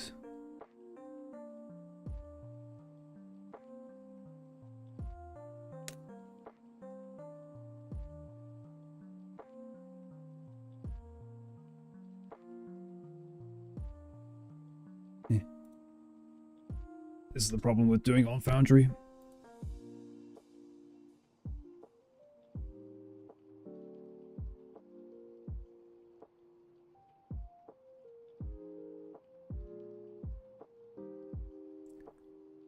So this isn't intended for D&D exactly.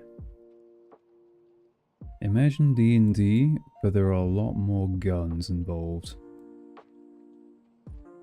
And the thing about having guns involved is that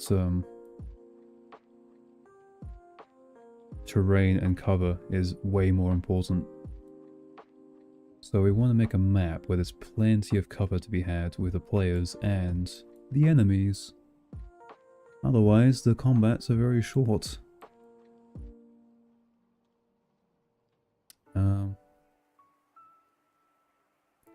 Let's just have a broken pillar here, because why not? We'll do the outline of everything first and then do the details.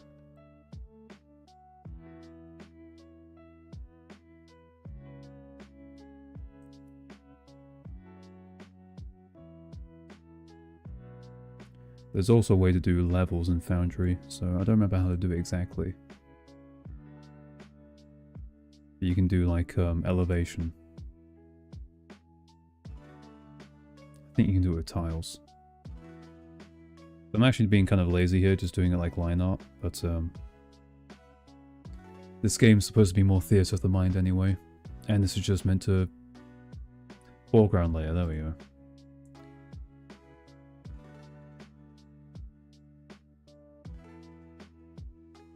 I don't know if that takes into account what I'm drawing, I don't think so. But there is a way to do it, I just don't remember how to do it right now.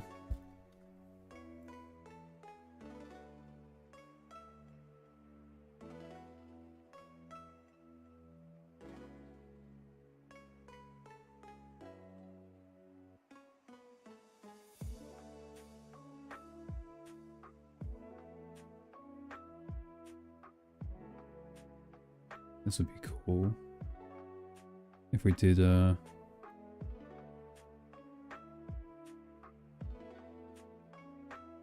steps.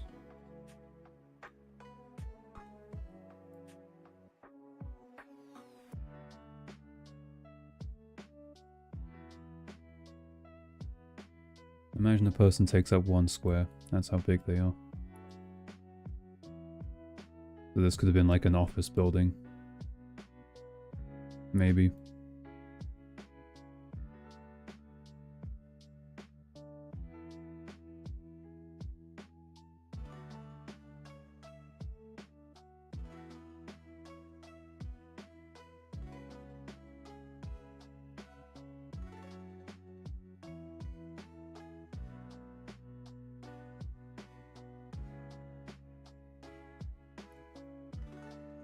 This is just to visualize that it's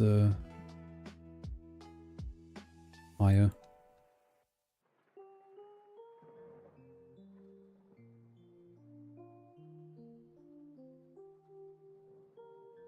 The only thing we need to distinguish is that what gives cover and what doesn't.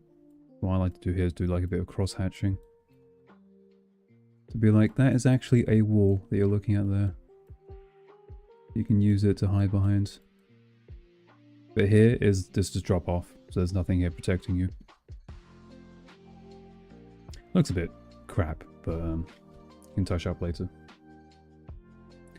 Anyway, hoping to get into your first D&D session soon. I hope you do.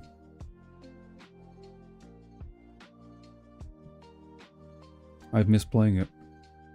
I haven't played for a long time.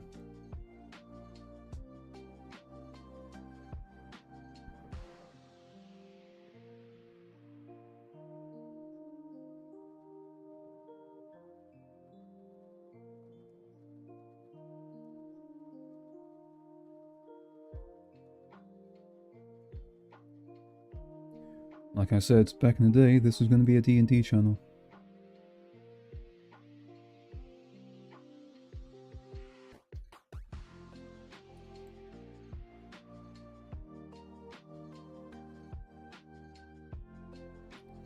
Let's just have like one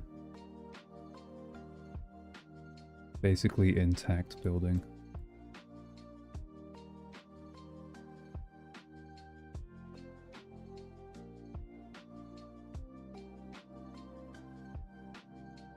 The good thing is, because these are ruins, it's fine if they're all wibbly wobbly when you draw them.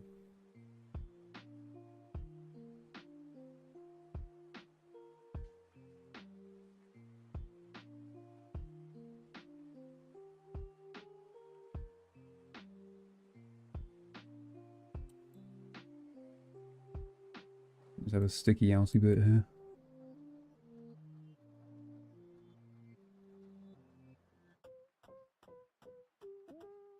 Would you count the 94 Jungle Book, 101 Dalmatians, and 102 Dalmatians in with those other Lars? Live action remake, I'm guessing. No.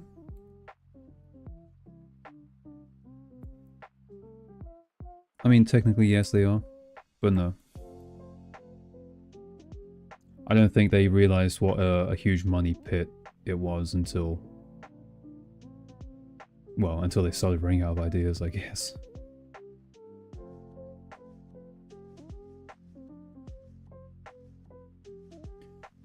Used to play a lot of tabletop as a teen. Raka och Demona. That definitely sounds Swedish to me.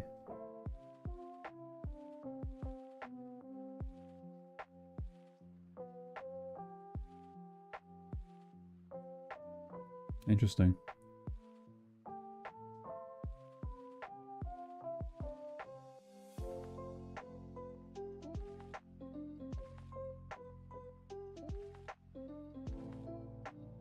I remember hearing somewhere that movies only need to double their budget for it to be considered a success. Yeah, because marketing is also a thing, and they tend not to reveal those numbers.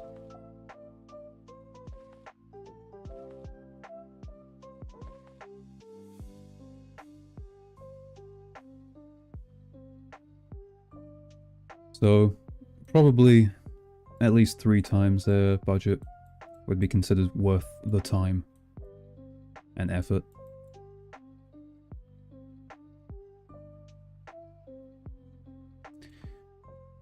Should there be something in here, or should it just be an empty building?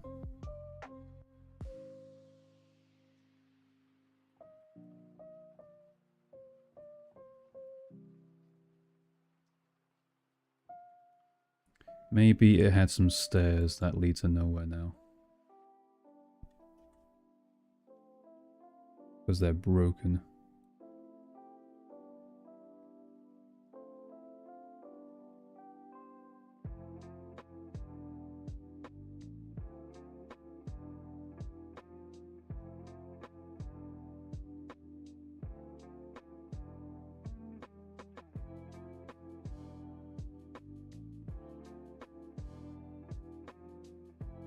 I kind of want it to be all clustered in the middle.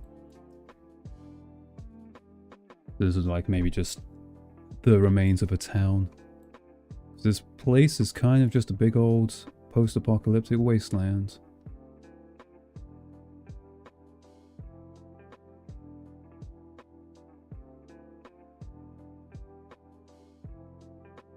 A space you could squeeze through there. Maybe a little shooty hole.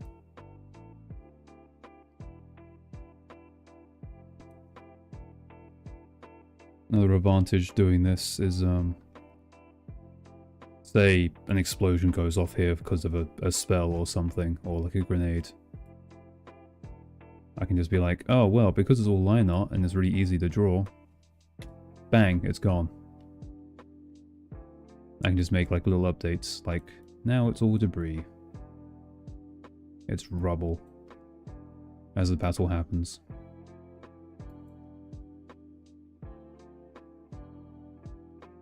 That's one advantage of doing this.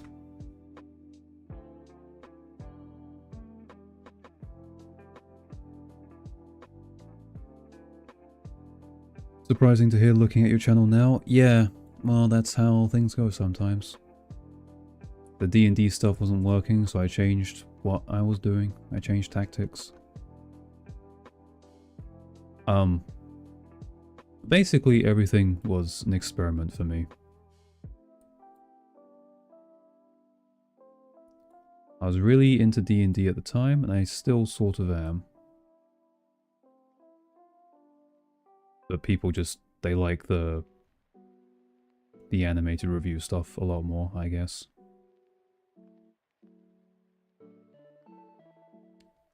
We could say that this is like a dirt road, maybe.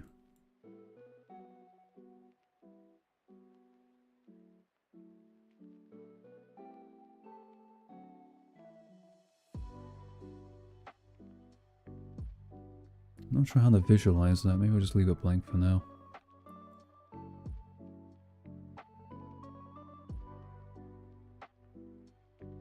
Let's just have a solid wall here, just on its own.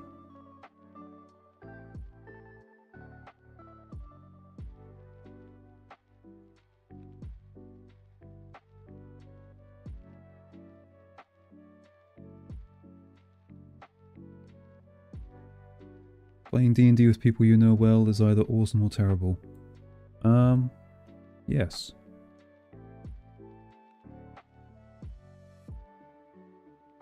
Yes, it is.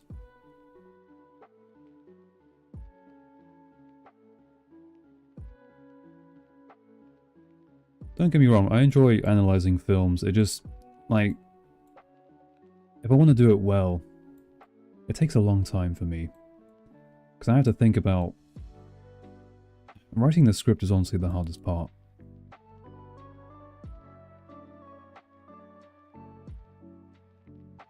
I'm not going to name any names, but I see a lot of, like, lazy content. You know? Or maybe not lazy, but like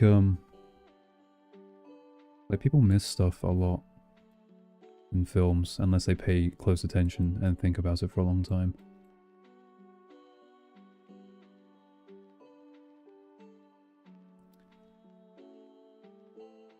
I want a really long building here.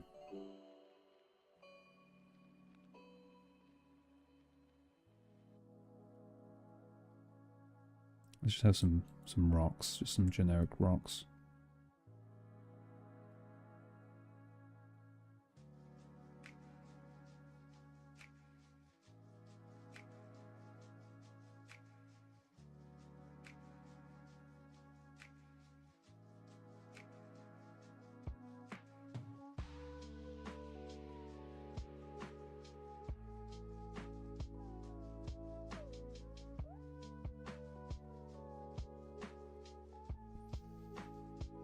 Well, it's definitely not one of the best review channels. I would have more reviews in it to, I think, to qualify.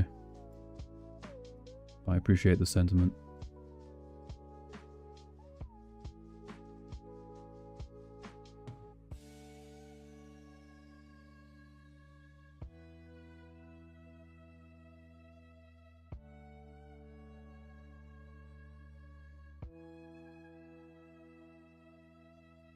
On the other side of the spectrum, there are some review channels where I'm like, how the hell do you produce this much good stuff in like a timely manner? It's like, how the hell am I going to do that? How am I supposed to compete?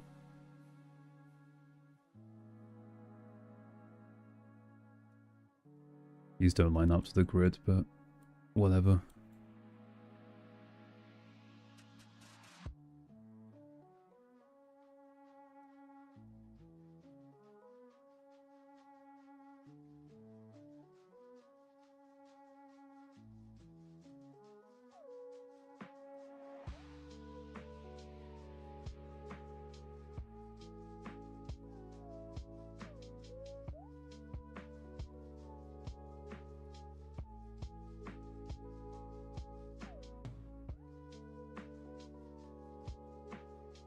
This is like a big building that goes nowhere. You can tell I'm really getting into this now because I'm not talking as much.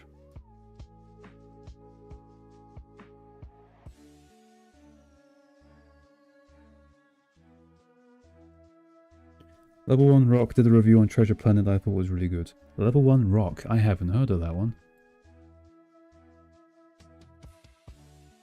I'm gonna do a Treasure Planet video eventually, but a bunch came out kind of like within a year, I noticed.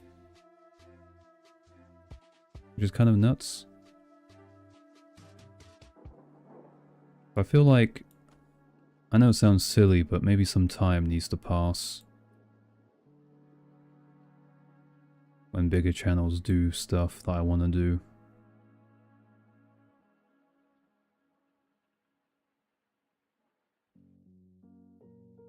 Gonna have some steps that survived here on the side.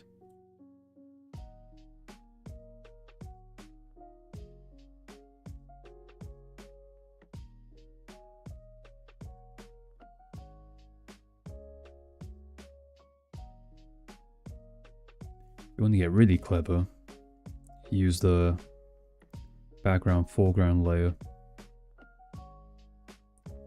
and you have the foreground on top, and you draw it like a roof, and then when the players go inside you click on it and hit disappear, like transparent, and then they can see this instead. I won't bother with it because I need to remember how to do that.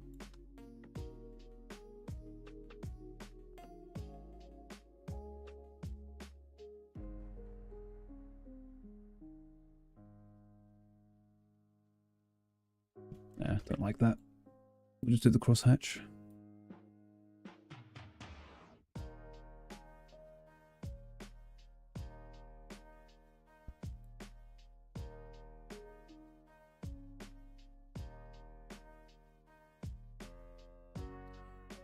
Maybe I'm alone on this, but the worst remakes are the ones like Cruella and Maleficent where they try making villains sympathetic.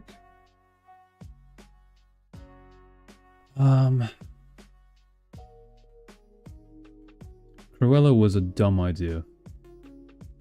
Maleficent is a less dumb idea. I see the logic behind it. Cruella had no logic behind it. It's strange to try to make a character that wants to do what she wants to do sympathetic, when what she wants to do, her passion and inspiration, is to skin puppies. Whereas Maleficent, she's kind of just a bitch, because she likes, and she's just a bitch in the original. Which is fine. I really enjoy Maleficent. She is a good bitch. But like, there's wriggle room for other stuff there, if that makes sense. At the end of the day, they are just spin-offs.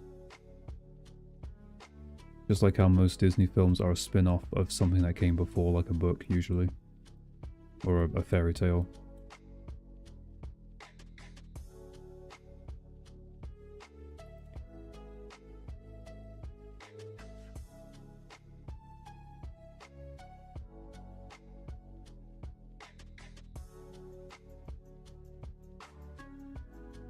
You guys are just looking at budget and box office.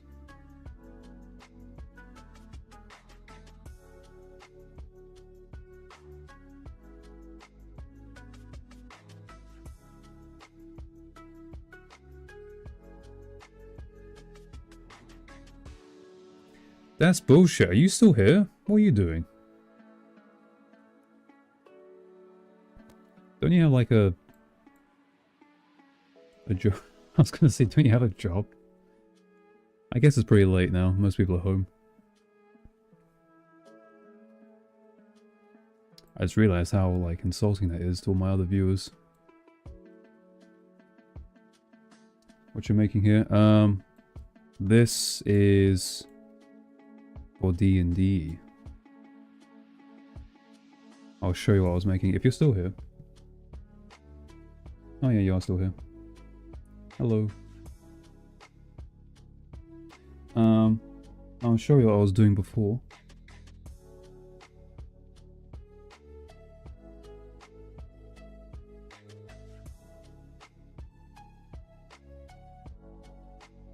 Oh. That's not right. There we go. I'm a professional.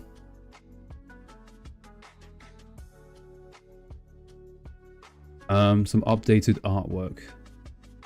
So instead of me using a crappy PNG of a TV screen, I'll have my own stuff. It was long overdue.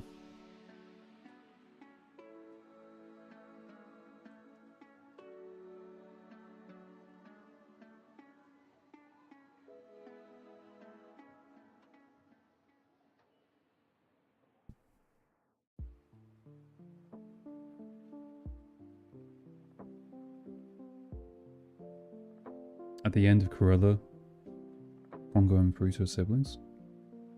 Really? Don't remember that.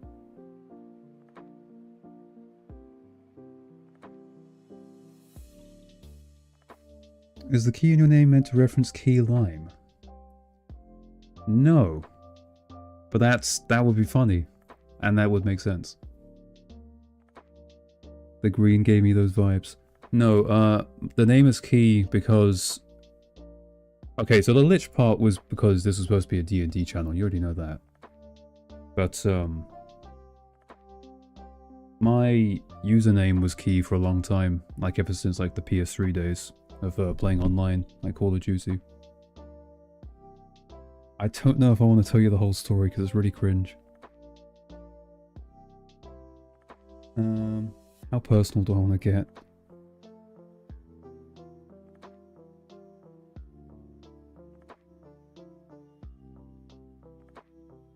Basically, I was a fan of a certain game series when I was a kid for a long time. And then I kind of grew up and realized how, like, corny and terrible it was. To be fair, the early Kingdom Hearts games are still quite good to fun, to play, at least.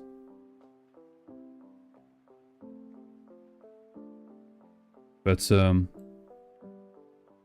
my PS3 account was, it was something like Keyblade Master or something like that. It was terrible.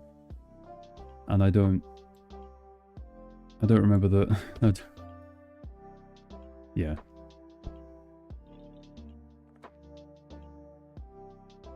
I probably shouldn't have said that. I feel all embarrassed now.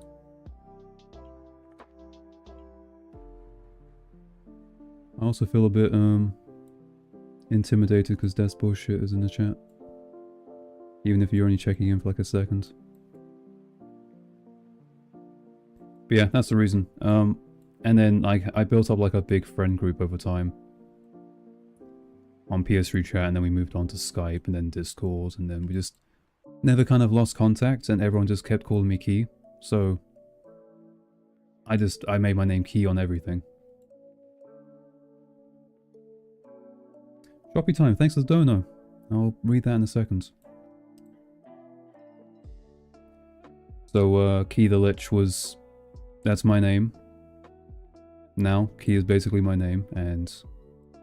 I'm a Lich that talks about D&D stuff. Now you know the story. In case anyone hasn't said it... In case anyone hasn't said it yet, your videos are right up there with the best. Emblem comes to mind for sure. Nim vid was sick. Thank you very much. I was happy with the Nim video for the most part. in terms of like editing and the script and stuff. Whether or not it picks up any traction, I don't know. I think its chances have kind of dwindled. It just seems to have died on the algorithm. But it is only like a few weeks old, both parts, so, you know. I'm gonna have a big boulder here.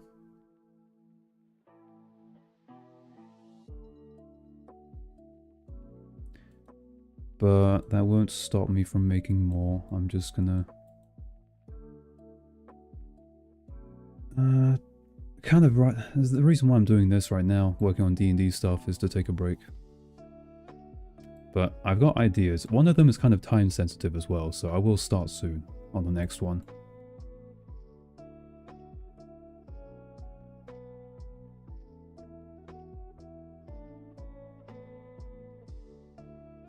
Again, look, the Fox and the Hound video was... I think you guys like the film a lot, so you like my video a lot. There, I said it. If I could do it again, there would be a lot of things I would add, and definitely a lot of things I would change about the editing. But to be fair, I'm using Vegas Pro now, and I wasn't back then. I was using some sort of like free software I just downloaded. It wasn't the best.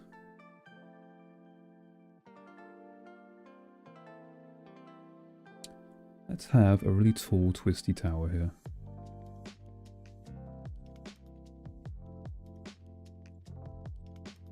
It's not very wide, but it can be very tall.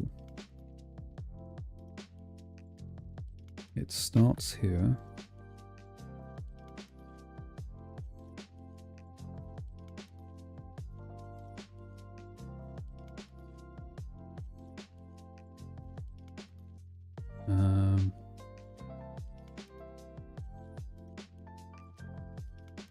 Thinking.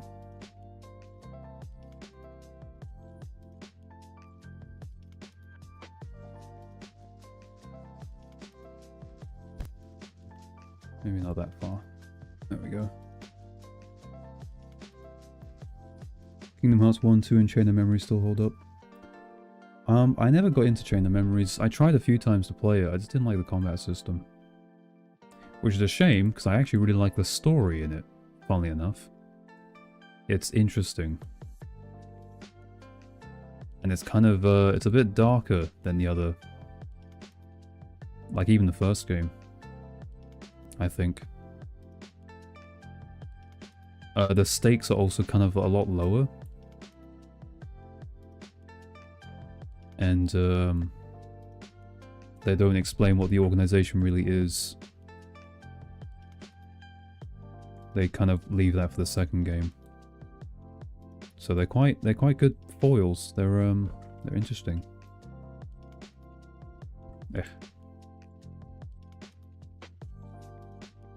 Broken stairs here.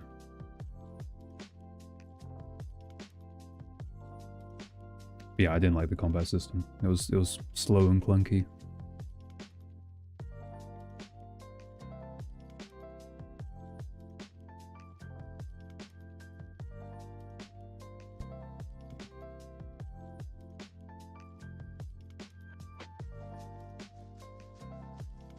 Just checking to see if I didn't miss another super chat. No.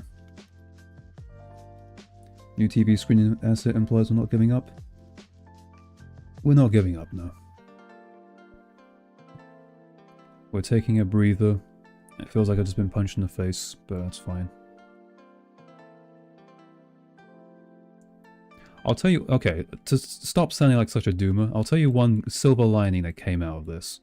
And it's going to sound corny, but I'm going to say it anyway. The fan support has been immense. Like, huge positive reception. And I'm not just talking about people sending me money occasionally. But that was noted.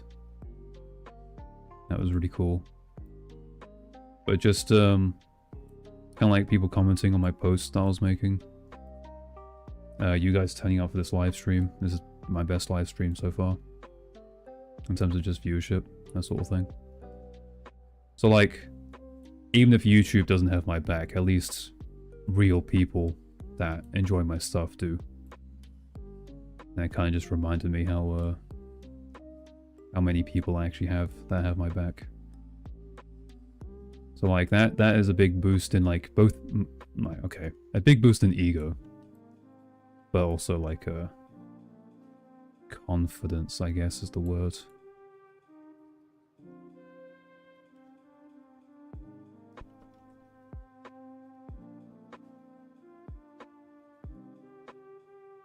Especially because some of those people now making comments have pretty big YouTube channels themselves. Which is still kind of, what's another word? What's a synonym for unreal? My brain's falling out my ears.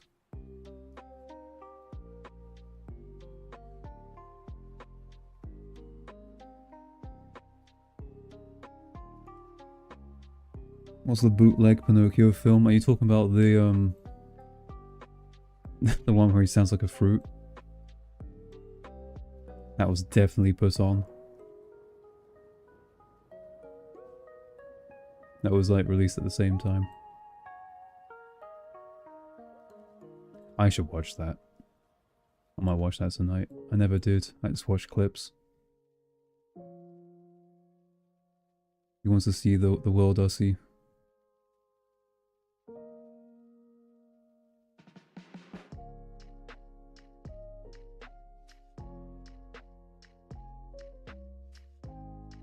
Let's have some rocks up here.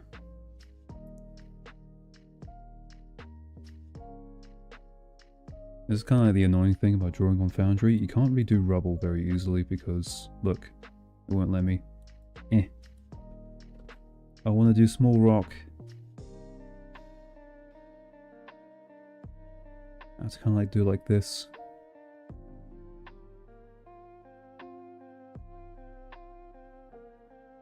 There's probably a better way of doing it.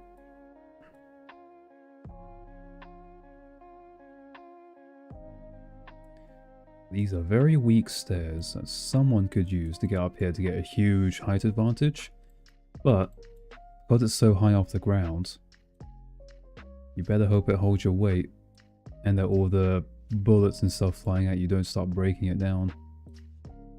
Cause ooh, if you fall from there, that's like what?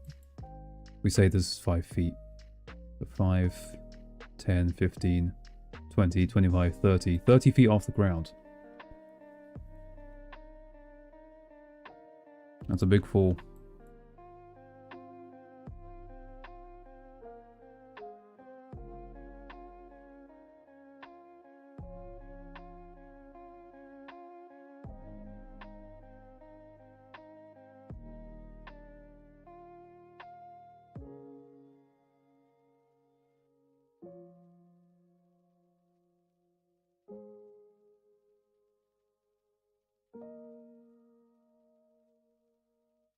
Pinocchio and the Emperor of the Night. Would that be...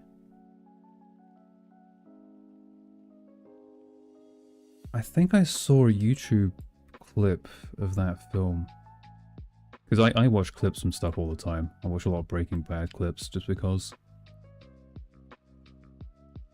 They keep recommending it to me, so I keep watching them. But, that wouldn't be the Pinocchio film. That's like a really obscure old animated one.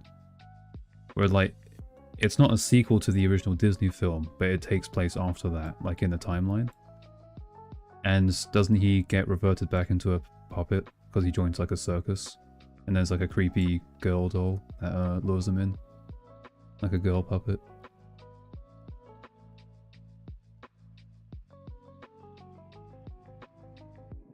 The Russian one? I know there's a lot of Pinocchio films. There's a lot.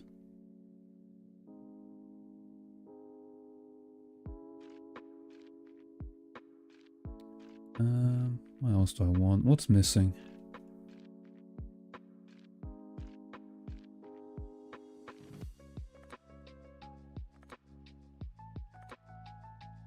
Throw some more rocks, I guess.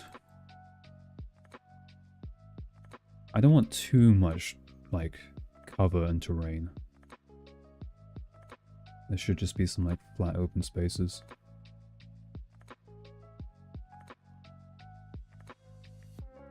We can do some, like, trees. Some, like, dead trees.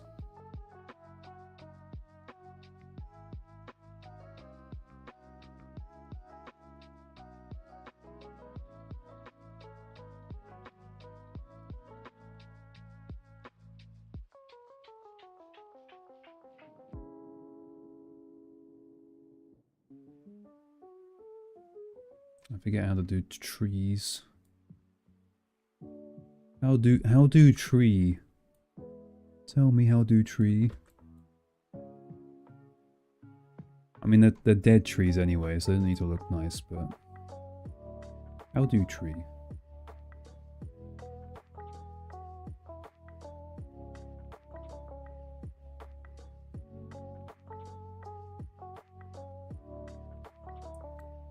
Just got some trees. I can have like a big tree here.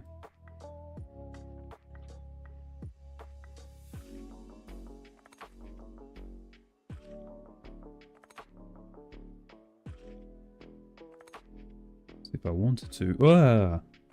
Uh-oh. Uh-oh.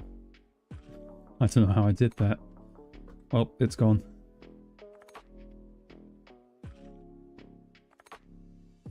It serves me for sticking to one line the whole thing. Trying to be lazy. I was just about to make a comment on, like, if I wanted to and be lazy, I could quickly draw something up. If, like, the players stumble, like, across an alleyway. And I didn't prepare a fight there, but they get into a fight with an NPC. I'm like, oh crap, well, the NPCs can defend themselves, so let's quickly make an alleyway. And I'm like, alright, give me 2 minutes, and I quickly sketch something up, like something really simple. I don't know what happened to that tree. I guess that'll do.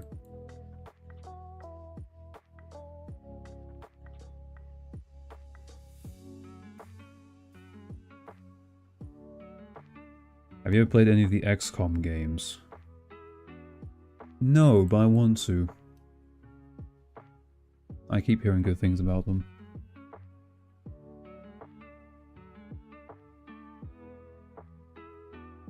I have a lot of games I want to play, and not a whole lot of time to play them.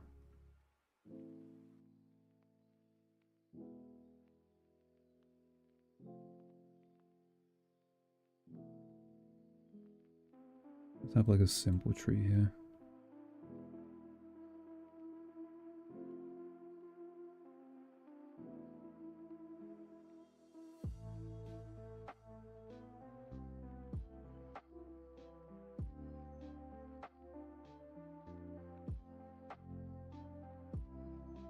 How well can I draw a cactus?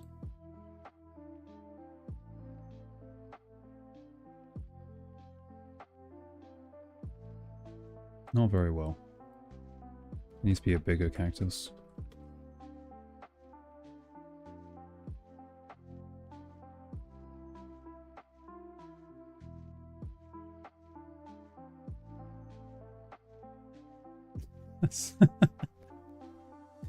Okay.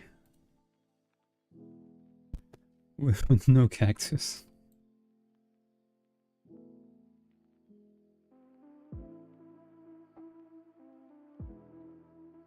What you can do is you can just like grab it. I'm not sure if you can combine it. You can always just shrink it down like that.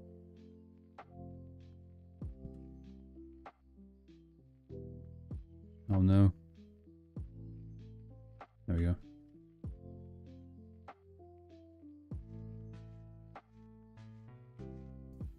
XCOM for PS1 was my jam. Are they that old, really? Wow.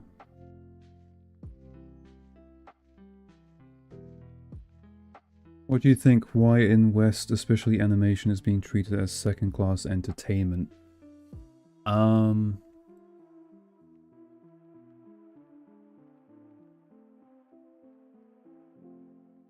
Yeah, it's a good question. With a lot of answers.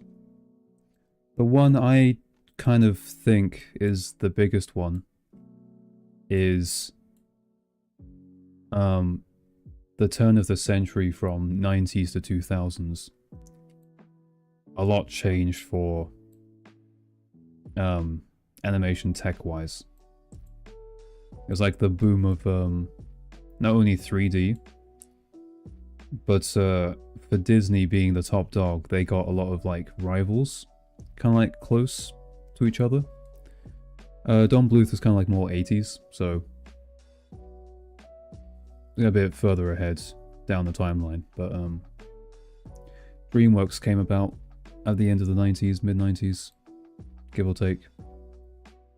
So Disney's kind of like fishing for any like edge they can gain.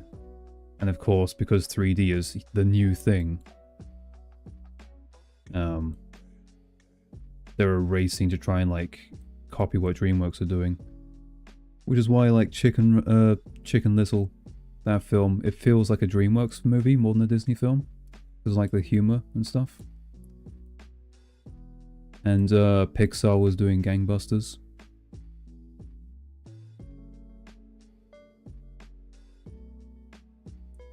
So, because Disney is still the #1 dog as far as animation goes in the West, basically everything they do influences everything else. And if Disney decides that 2D is old hat and 3D is the new thing, then obviously that's going to have a ripple effect on everything, especially because DreamWorks is doing so well at the same time. So now they're becoming like close to Disney, and they're doing a lot of 3D stuff. You'll notice that their 2D period didn't last very long. They made like 4 films that were 2D.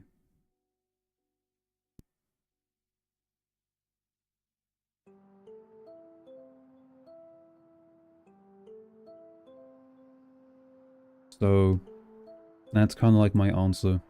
And it's just never recovered since then. Which is that experimental transition period was, it took a massive toll on how people view animation. Same thing about why people have the stigma that animation is only for children.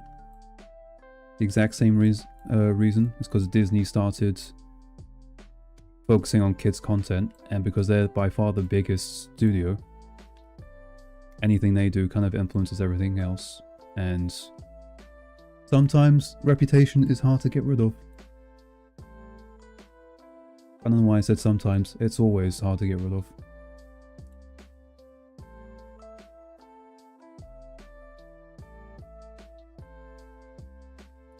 I have like a double tree here.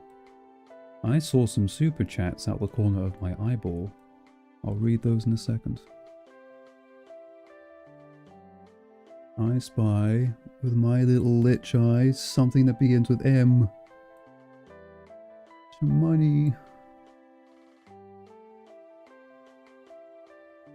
This is the content of the humor when I don't have time to prepare it. I'm sorry.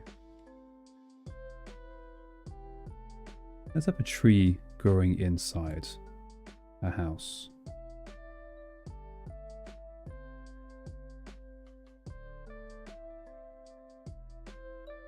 A small tree.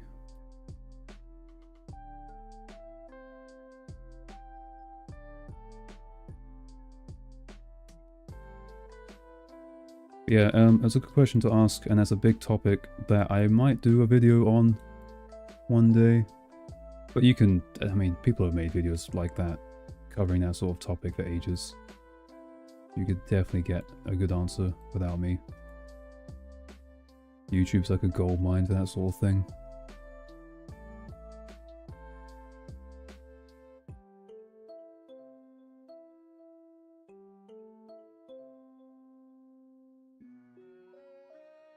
Oh, that was from you.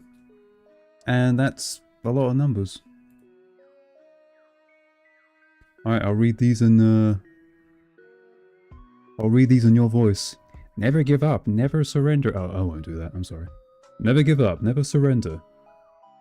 Do what you gotta do to come back better, and I hope your channel sees the success it deserves. If you want to add up on Discord to sort out Vegas stuff and figure out copyright avoidance tips, let me know. I may just take you up on that offer. I think I've kind of learned my lesson. Something that I never considered doing before now, because I was doing Disney stuff and nothing else. Until The Secret of NIMH. Was Disney seems to be pretty chill when it comes to copyright, but not everyone else is like that. So what I'm going to do from now on is when I make a movie, say, let's say I do The Iron Giant next. That's Warner Brothers, so I'm going to look up, alright, how bullshit is Warner Brothers with their copyright?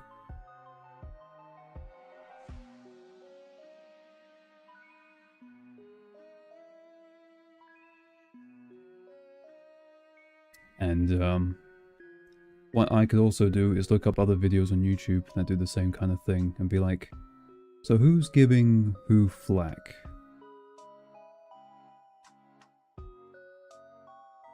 And I'd look up like the longest review on the Iron Giant, because I think long content just gets targeted more for copyright. And I'd be like, how did they have any problems? Let me do some digging. And I just be very careful, and I'll adjust with more filters if I have to.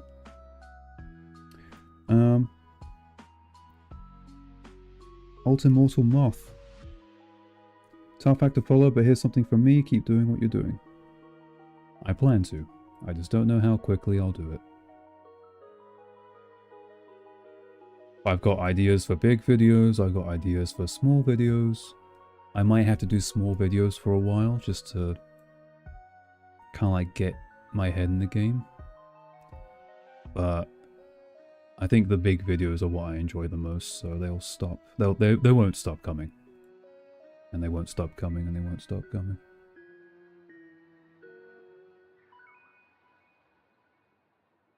Did you ever answer my other question? Which Disney law was the best one, not counting the Glenn Close movies?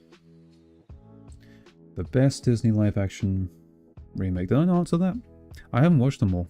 So, yeah, that's the song I used. So yeah, I'm not sure if I can answer that, but the best one that I've seen...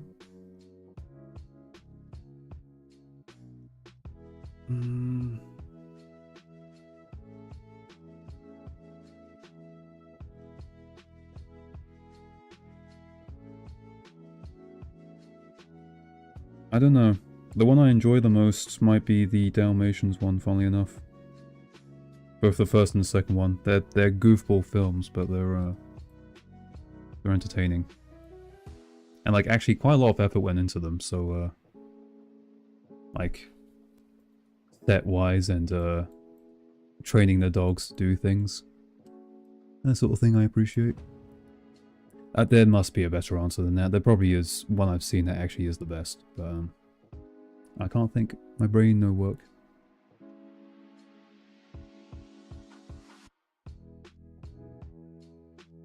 About Disney, from what I've seen, they do take down requests of reviews. There's one review channel I watch that gets a claim for every single Disney review he does. Really? Who? Can you name them?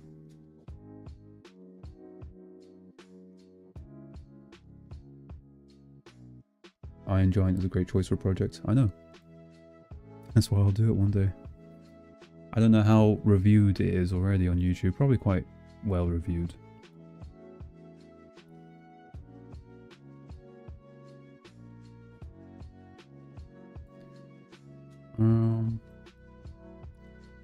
Let's have some shrubbery.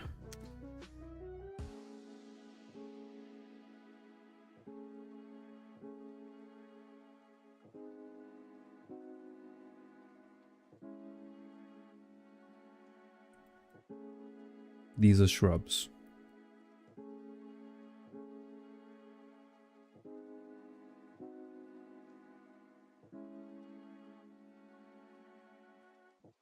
And you know what? To save time, we're gonna have like clusters of shrubs.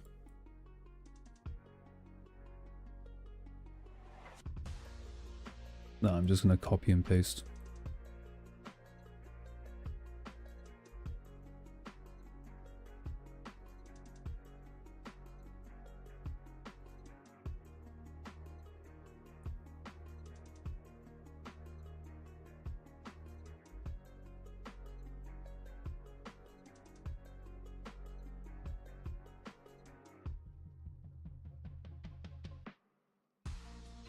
Then we just grab all of these.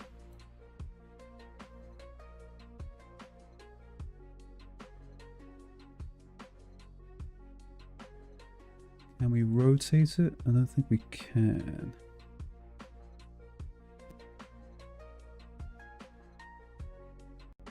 Ugh, it sucks so bad. Get rid of that.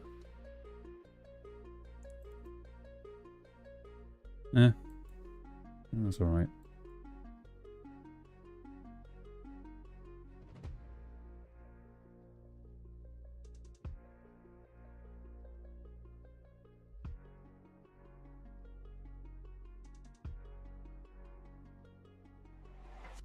Oh.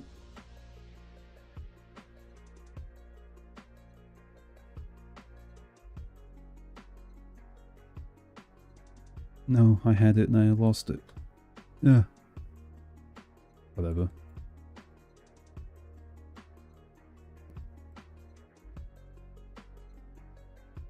Ah, we can just do this. Big brain.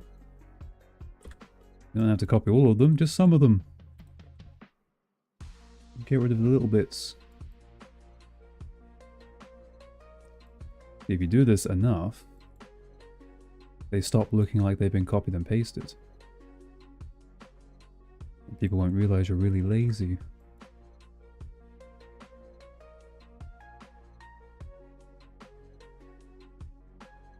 See this? I could call that a map. That's enough. There's enough to interact with here, there's enough cover. Got some variety. Got some weak walls that will be broken down very easily, but they could provide you a few hits of protection. Got some trees that could burn if there's any fire going on. They're a bit more sturdy than the walls. Got these big rocks that are really sturdy and you could stand on them. And you got some, maybe a bit of history as well. People could find stuff around here, like maybe some dead bodies with like extra ammo on them. But this is just a little village town ruin. It could be important to a story. It could just be on the way to somewhere. Oh yeah, I want to see. Did you answer? I want to know who that was. Bro just likes the accents and Dalmatians. No. I just like Hugh Laurie. Bob Show. Is that how you say it?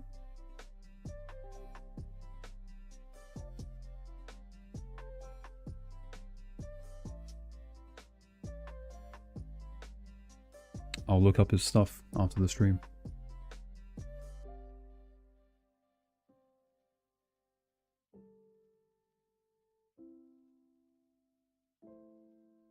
Yes, watch The Iron Giant. It's a good one. Superman meets Rocky. Wait. No, that's Hercules. Superman meets 1950s World War III paranoia. Cold War. I don't know. He says Superman at the end.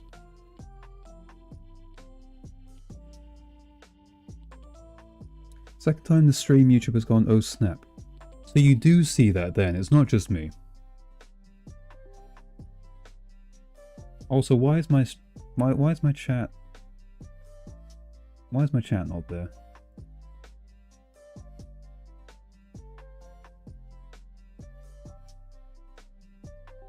I know why, because I'm a big dumbus.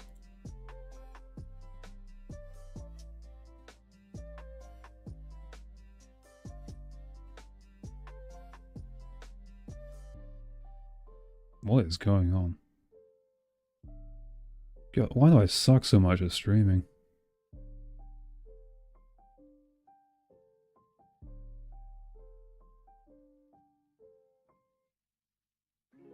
It's because you never do it, Key. That's true. I guess I don't. I don't know. I don't know why the stream's being poopy. I do have a lot of browsers up right now, a lot of tabs open. Maybe that's why.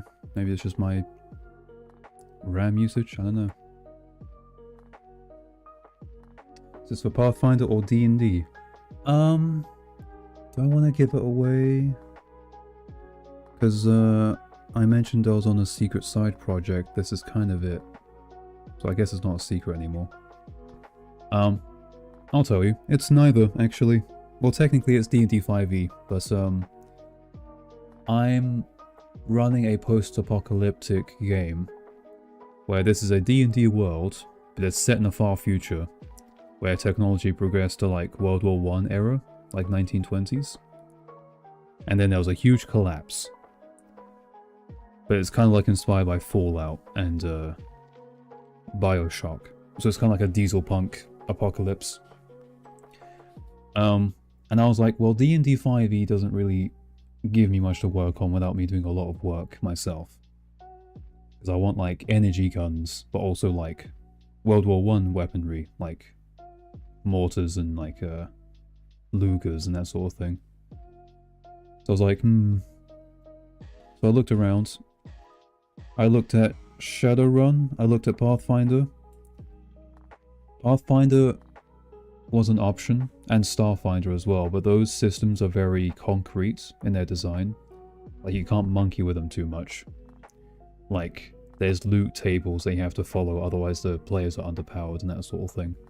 I was like, well, that's no good, because I like monkeying with stuff.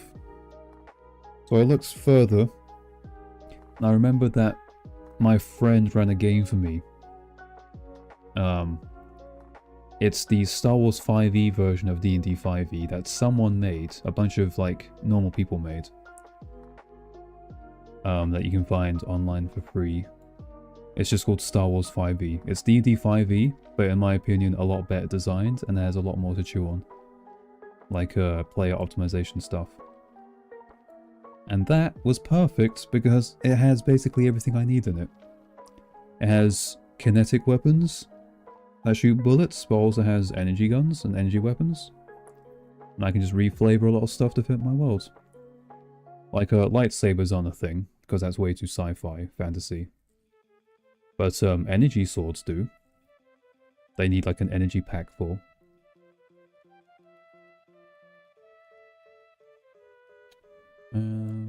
Let's add some cracks, I guess.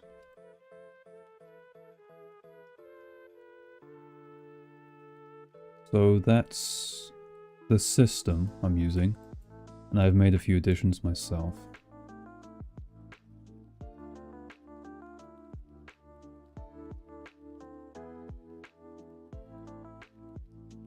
Shadowrun's really cool. It is really cool aesthetically, but I've heard a lot of things about the actual game itself. About how like annoying it is to run as a DM. Also, if I have to learn a new system, that takes time as well. I could be spending making content. So, and I don't just mean for D&D preparation, I mean for like my own stuff as well, like the actual stuff I'm supposed to be doing, like reviews.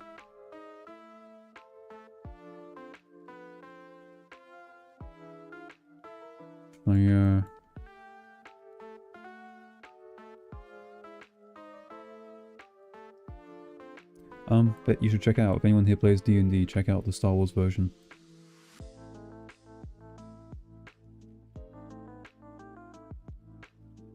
Best thing about it is it's basically completely transferable with regular 5e, so you can kind of like pick and mix what you want from both. And because my world is set in a old apocalyptic D&D world, there's a bunch of new tech like robots running around, But there's also some remnants of the old world, like maybe you could run into a Hydra. It's just a Hydra from D&D. But it managed to survive and not go not go extinct.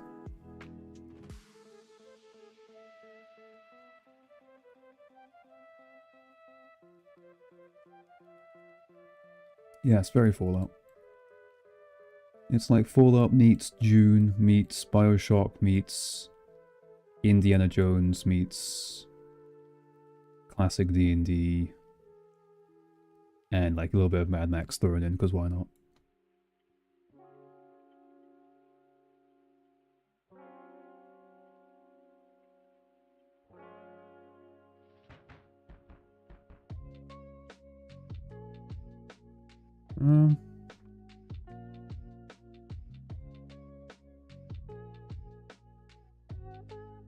Guess I'm done. Alright, that's the map. How long have we been going for? Nearly 3 hours. Is anyone here who's still here from the beginning? Because if you are the biggest Chad.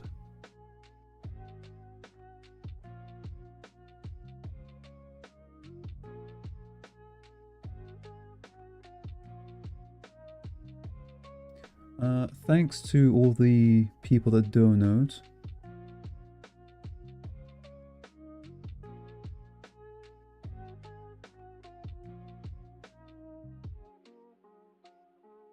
What else can I say? Was there anything I was meaning to say that I haven't already, I can think of? This is technically supposed to be a channel update.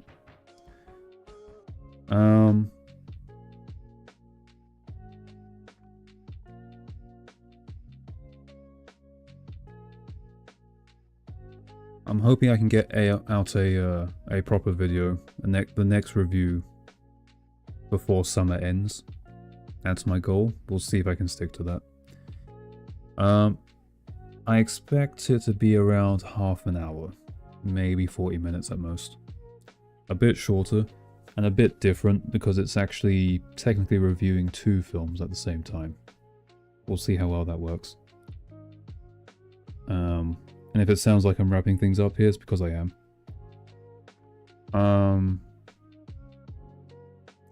This, what I'm working on right now, you might see a little bit sooner. I thought about starting memberships for this sort of like side stuff, but I don't want to do that. I don't think I'll use memberships. I think I'll just stick to Patreon. Oh, that's another thing. I might start adding videos ahead of time on there first. For supporters, to actually like reward them a little bit. It won't be more than like a week or 2, but that's something I think I'll do as like a thank you. Because right now there's basically no perks. You get like a special Discord server role, that's it. I feel like I could do better than that. Wood chopping ASMR videos on my channel. Yep, go to Choppy Time for wood chopping. I remember your name from somewhere. You've been in one of my streams before, haven't you? I don't know if you're a gag account or if you actually are passionate about wood chopping, but I hope you do well in your channel. You're going places, kid.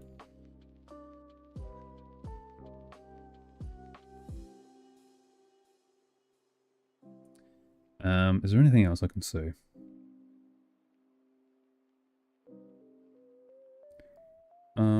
I don't know how often I'll stream. I'll say that much, because I do think it doesn't actually help the channel much at all. People have been very nice and have offered donations, so that's one reason to do it, I guess.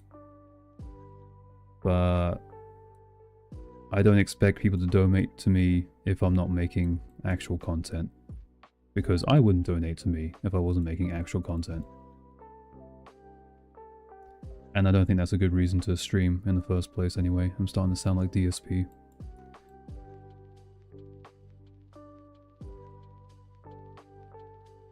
But, who knows, maybe. Maybe I'll do like an update live stream every now and again. Maybe that won't hurt the channel too much.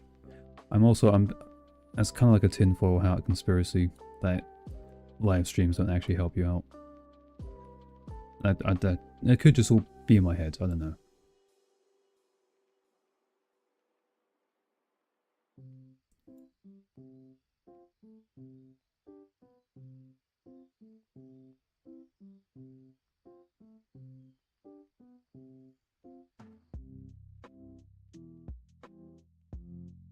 Yeah, I have a Patreon.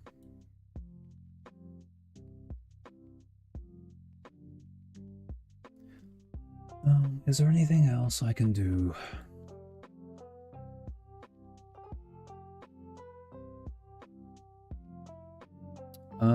If for whatever reason you haven't watched my animated reviews yet, but you're watching now, go do that, I guess. I don't know why you'd be here if you didn't, but there you go, that's my plug.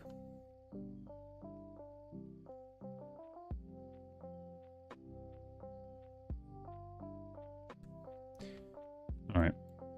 Nearly 3 hours. I think that's alright for a stream. This was my best one so far. In terms of, like, engagement. It's pretty nuts.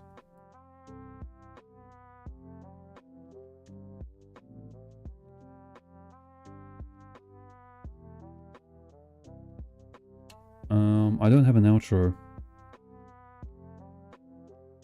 Also, I didn't do my intro. I didn't say greetings, mortals. Good night, mortals, I guess. Oh, hey, Josh. You just joined last minute. Nice one. You were part of the live stream. Congrats. Alright.